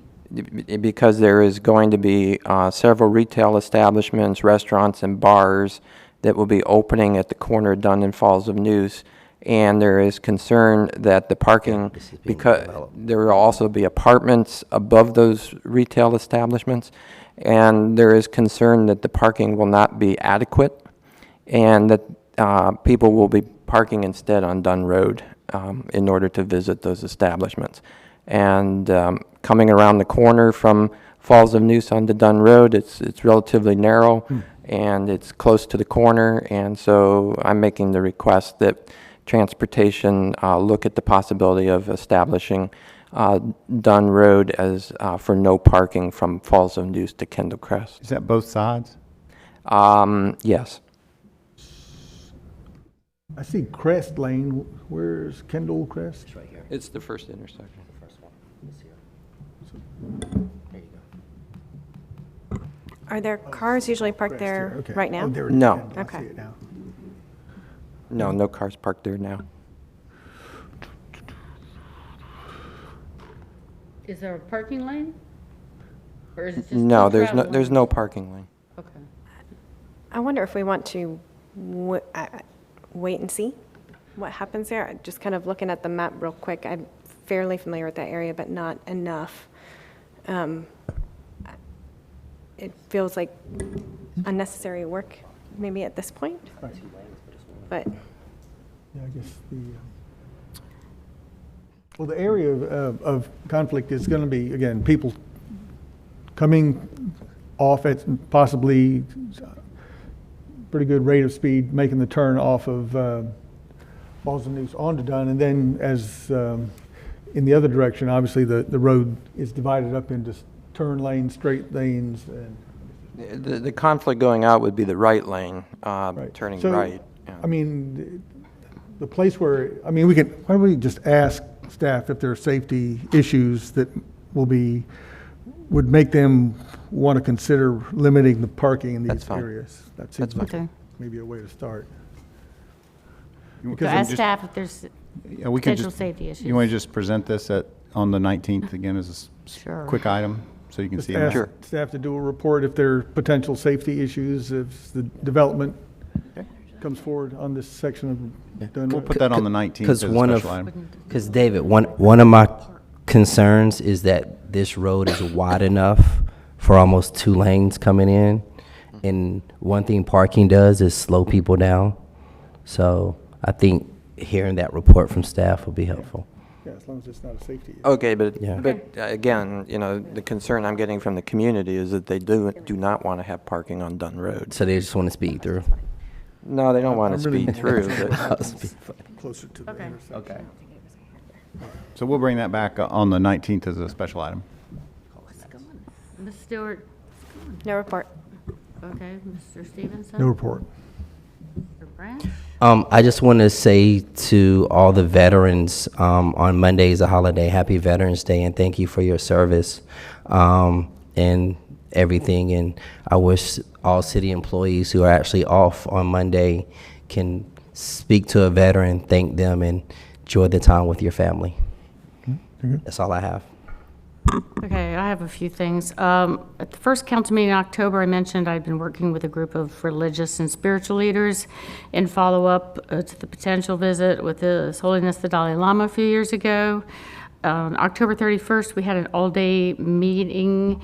It was really continuing to nourish the seeds we had planted when the city of Raleigh signed the Charter for Compassion a few years ago. We did develop a mission statement to create a city of compassion. We turn strangers into neighbors and foster emotional, physical, and spiritual well-being of all life. We accomplish this through mutual respect and understanding to support this continued work. I just want to let you know there'll be an item on the agenda on our next meeting about the commission. Also, I wanted to let you know I've been having meetings with the Raleigh Housing Authority for a while, and we've had some really productive conversations. We've made 3 new appointments to the Raleigh Housing Authority, and we're very dedicated to an ongoing, more of a collaborative spirit with Raleigh Housing Authority. There's some administrative things that need to happen to strengthen that, updating the city's records to reflect the current number of Housing Authority member boards, and then formalizing the relationship that's been started, so that will be an item also on our agenda next time. Also, one thing that we have talked about for years is our Performing Arts Center. We are so fortunate to be the home of the North Carolina Symphony, the Carolina Ballet, the North Carolina Opera, the theater, but we really don't do a very good job of advertising what goes on in that building. I mean, people drive by it all the time, and they just don't understand that this is ours. So I would like to ask the Convention Center and Performing Arts Center Authority to work with DRA and the Chamber of Commerce to work together to see how do we really best promote our home of the performing arts. I've spoken with Bill King and Adrian Cole about it already, and they're happy to help work on that. And then my final thing is, Artsplosure has experienced a great deal of change recently. I think everybody knows that Tara Dollar has left and Michael is thinking about retiring in the next year or so, and they are having a difficult time reaching their goal to be able to produce First Night Raleigh. I know how important this event is to all of us, and I would like to ask that we take $20,000 from council contingency for Artsplosure to help in the production of First Night. So it's not manpower, it's money? Yeah. Oh, it's money. When you said... Well, I just mean they've got a lot of change, Produce it. so they're, yeah. And this is for them to put on the This is a event? one-time. This is a one-time offer thing to to help put on the them event? get All right. first night done this year. I second it. Okay? All in favor? Aye. Aye. Opposed? Okay. Ms. Crowder? Nothing to Okay. report, thank you. I've got several. First of all, I'd like to add an agenda item to our next council meeting, specifically to discuss a draft ordinance that adds a driveway serving any building or abutting property to the list of places in the city code that picketers may not, at any time or in any way, obstruct, interfere with, or block. So Okay. that's a motion, or if I needs to be a motion, I don't know. Second. All in favor? Aye. Opposed? Okay, then I'd also like to ask council to ask the Parks and Rec Advisory Board and the Environmental Advisory Board to make a recommendation to council regarding whether we should seek to qualify Raleigh as a biophilic city. There have been some presentations about that recently at the Parks Board and other places, and I've heard a lot of good things about that. It's about integrating nature into urban design and planning for sustainability. And so if those two boards could study the issue and come back to council with a recommendation, I think that would be a good thing. It's really exciting stuff. Yeah. Okay. Okay. I'd also like to thank staff for the additional breakdown of our community survey results that they provided in the recent manager's update. And then I have a question about something that was in the manager's update about Chavis Park and the Heritage Plaza.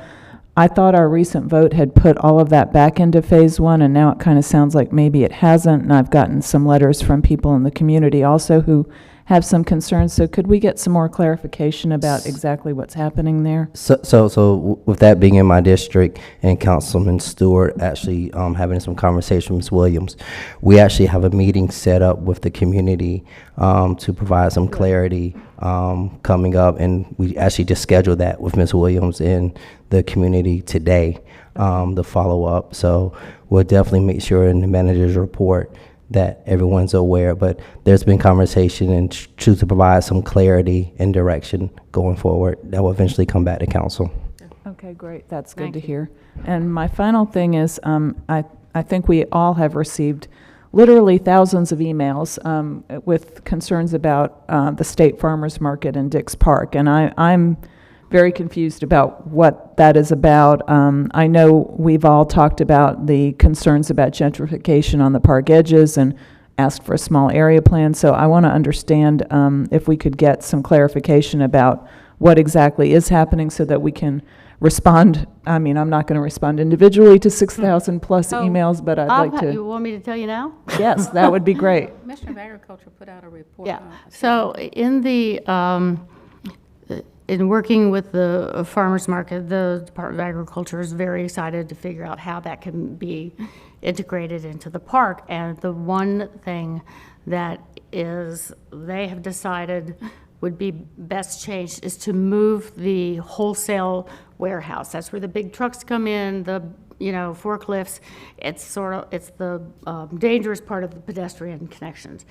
They want to, renew and really enhance the retail, the restaurant. Nothing is going away. The warehouse, the wholesale warehouse is being relocated. Nothing. I would say that the website and a lot of the things that are out there are a little alarmist. Mm-hmm. Yeah. But if you looked at the commissioner's statement, I thought did put some clarity to that, but they are it's a matter of relocating that. But a lot of the local merchants there, especially the small farmers, I hear are very excited about it. So. And the state is driving that? That is on NC, the North Carolina Department of Agriculture's property, and we would so appreciate them including our email addresses on that, but that's not our property. That is the state of North Carolina's Agriculture Department. Thanks. Well, I mean, to add to that, I looked at the master plan that's available online, and it does look like some of that redevelopment would require a rezoning on the part of City Council going forward. It's currently zoned in industrial mixed use, limited to 3 stories, and there are a number of conditions on that zoning. And so it does look like maybe council would have to be involved. So the more we learn about the master plan, then we can anticipate what those rezoning requests will be. Okay. Sorry. We'll move on to appointments. The first item, Appearance Commission, you have 3 vacancies. Mayor McFarland nominated Corey Mason. Civil Service Commission, you have 1 vacancy, no nominees. Next is DHIC, you have 1 vacancy, and there, I'm sure you've received Yes, some correspondence, so. I do have some correspondence from DHIC. Their current board chair, Elizabeth Volz, is, her term is coming to an end, and they would like her to be appointed to a 4th term. Their bylaws allow for 4 terms. We typically do 3. I understand she is the head of the search committee for Mr. Warren's replacement and is pretty valuable to them at this point in time. So I'd like to make that motion if we could reappoint Beth Volz. It was second by Oh, and there was a second. All in favor? Aye. Both? Great, and just for clarification, from here on out, would DHIC be allowed, members be allowed to serve 4 terms, or do we go back to the 3 terms? Well, their bylaws say 4 terms. That's correct. They're They a little changed their more bylaws in independent. 2016, and from what I understand, it's perfectly okay if you go that way. We just need to direct the clerk to say they can serve 4 terms. Can we discuss that with the, I mean, I'm fine either way, but I was just wondering if that's a conversation we Our need to city have. attorney, is there any reason why we can't? You can do either 3 or 4. Yeah, it's up to There's no requirement that you do either one. I think Gail just wants to know if you want to make it across the board or decide on a case-by-case basis, which I think you can do either one. Say do across the board. I would do on a case by case. We're talking about case by case per committee or for DHI specifically? No, we're talking about. DHIC. No, I'm not talking about case by case as in person by person. I mean, DHIC Yeah. could have 4 what we're talking about. terms. And I As think opposed to every board and commission. Right. DHIC from here on out can have serve 4. 4 terms. Right. Need a vote? Is that a? Do we need a vote? Yes. Not We've given sure you that they direction. did. So moved. Try it again. Now second. All in favor? Aye. Opposed? There you go. Very good. Historic Cemeteries Advisory Board, you have 2 vacancies, no nominees. Historic Resources and Museums Advisory Board, 1 vacancy. Clara Goodlett received 6 votes, so would be appointed. Raleigh-Durham Airport Authority, 1 vacancy. Nancy Peacock received 4 votes. Seppi received 3. So that'll be carried over. Raleigh Transit Authority, 1 vacancy, alternate member. You have a new nominee, Councilmember Stewart nominated Brian Burnett, so the 2 nominees will be carried over to the next meeting. Sister Cities, 1 vacancy, no nominees. Can I make a nomination to the Planning Commission at this time, or We're getting We ready got a to couple go to more to go. nominations. coming up? Okay. Can I ask a question, though, about appointments? Appearance Commission, my understanding is that there are 2 or 3 who were up for renewal, but we may have held them because of their attendance records. That's correct. I'm wondering if we can add them back, seeing as they've been on this list for quite a few meetings, and we've only just recently had 1 appointee.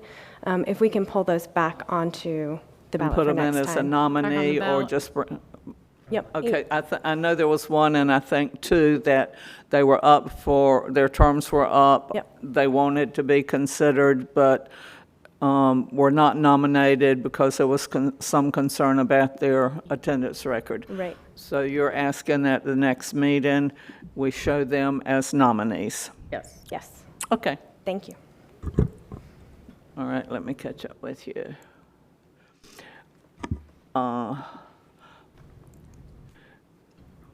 On the Appearance Commission, we do have 2 other vacancies.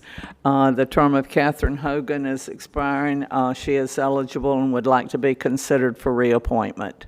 Move to reappoint Catherine Hogan. Second. All in favor? Aye. Opposed? Okay, and the second vacancy is created by the passing of Todd Delk. So you basically now will have three vacancies on the Appearance Commission. Okay. DHIC, let me see. The term of Tyler Kraft is expiring. He is eligible and would like to be considered for reappointment. Move for reappointment. Second. All in favor? Aye. Opposed? Planning Commission now. Okay. You have one vacancy. The term of Matt Tomasula is expiring. He is eligible and would like to be considered. I would move that we reappoint Matt Tomasillo. Second. Okay. I've got a concern, and I think if Mr. Thompson was here, he would bring it up too. The attendance record seems really, I mean, he's attended 13 of 22 meetings. Right. I have a and concern about that. He has discussed that with the Planning Commission, and I've discussed it with them, and that was when he was getting his business started. He's now regularly attending. They only have 2 members of the Planning Commission that are professionals, and they value his opinion and would like him to stay.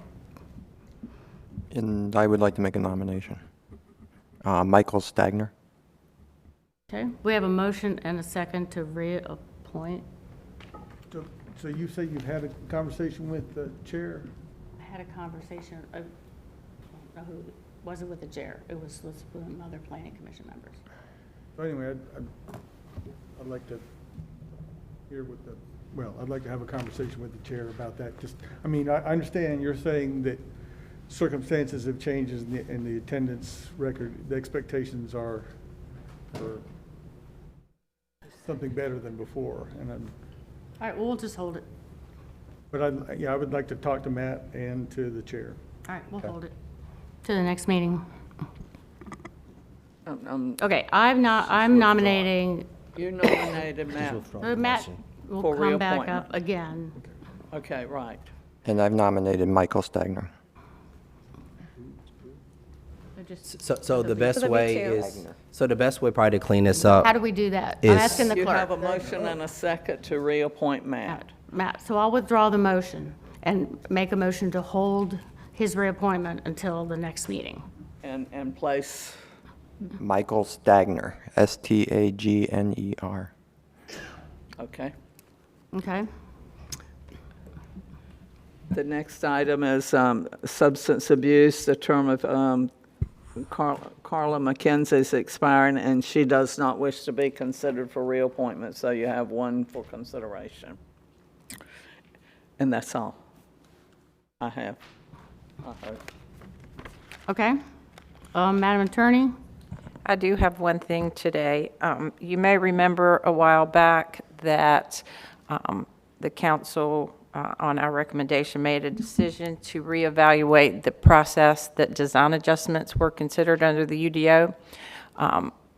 We had authorization to move forward with a text amendment that would use objective standards for those instead of subjective standards, and they have been living at the Board of Adjustment for a few months. We've now, along with planning, transportation, and DS staff, have a draft text amendment that will be heard at the Planning Commission next week.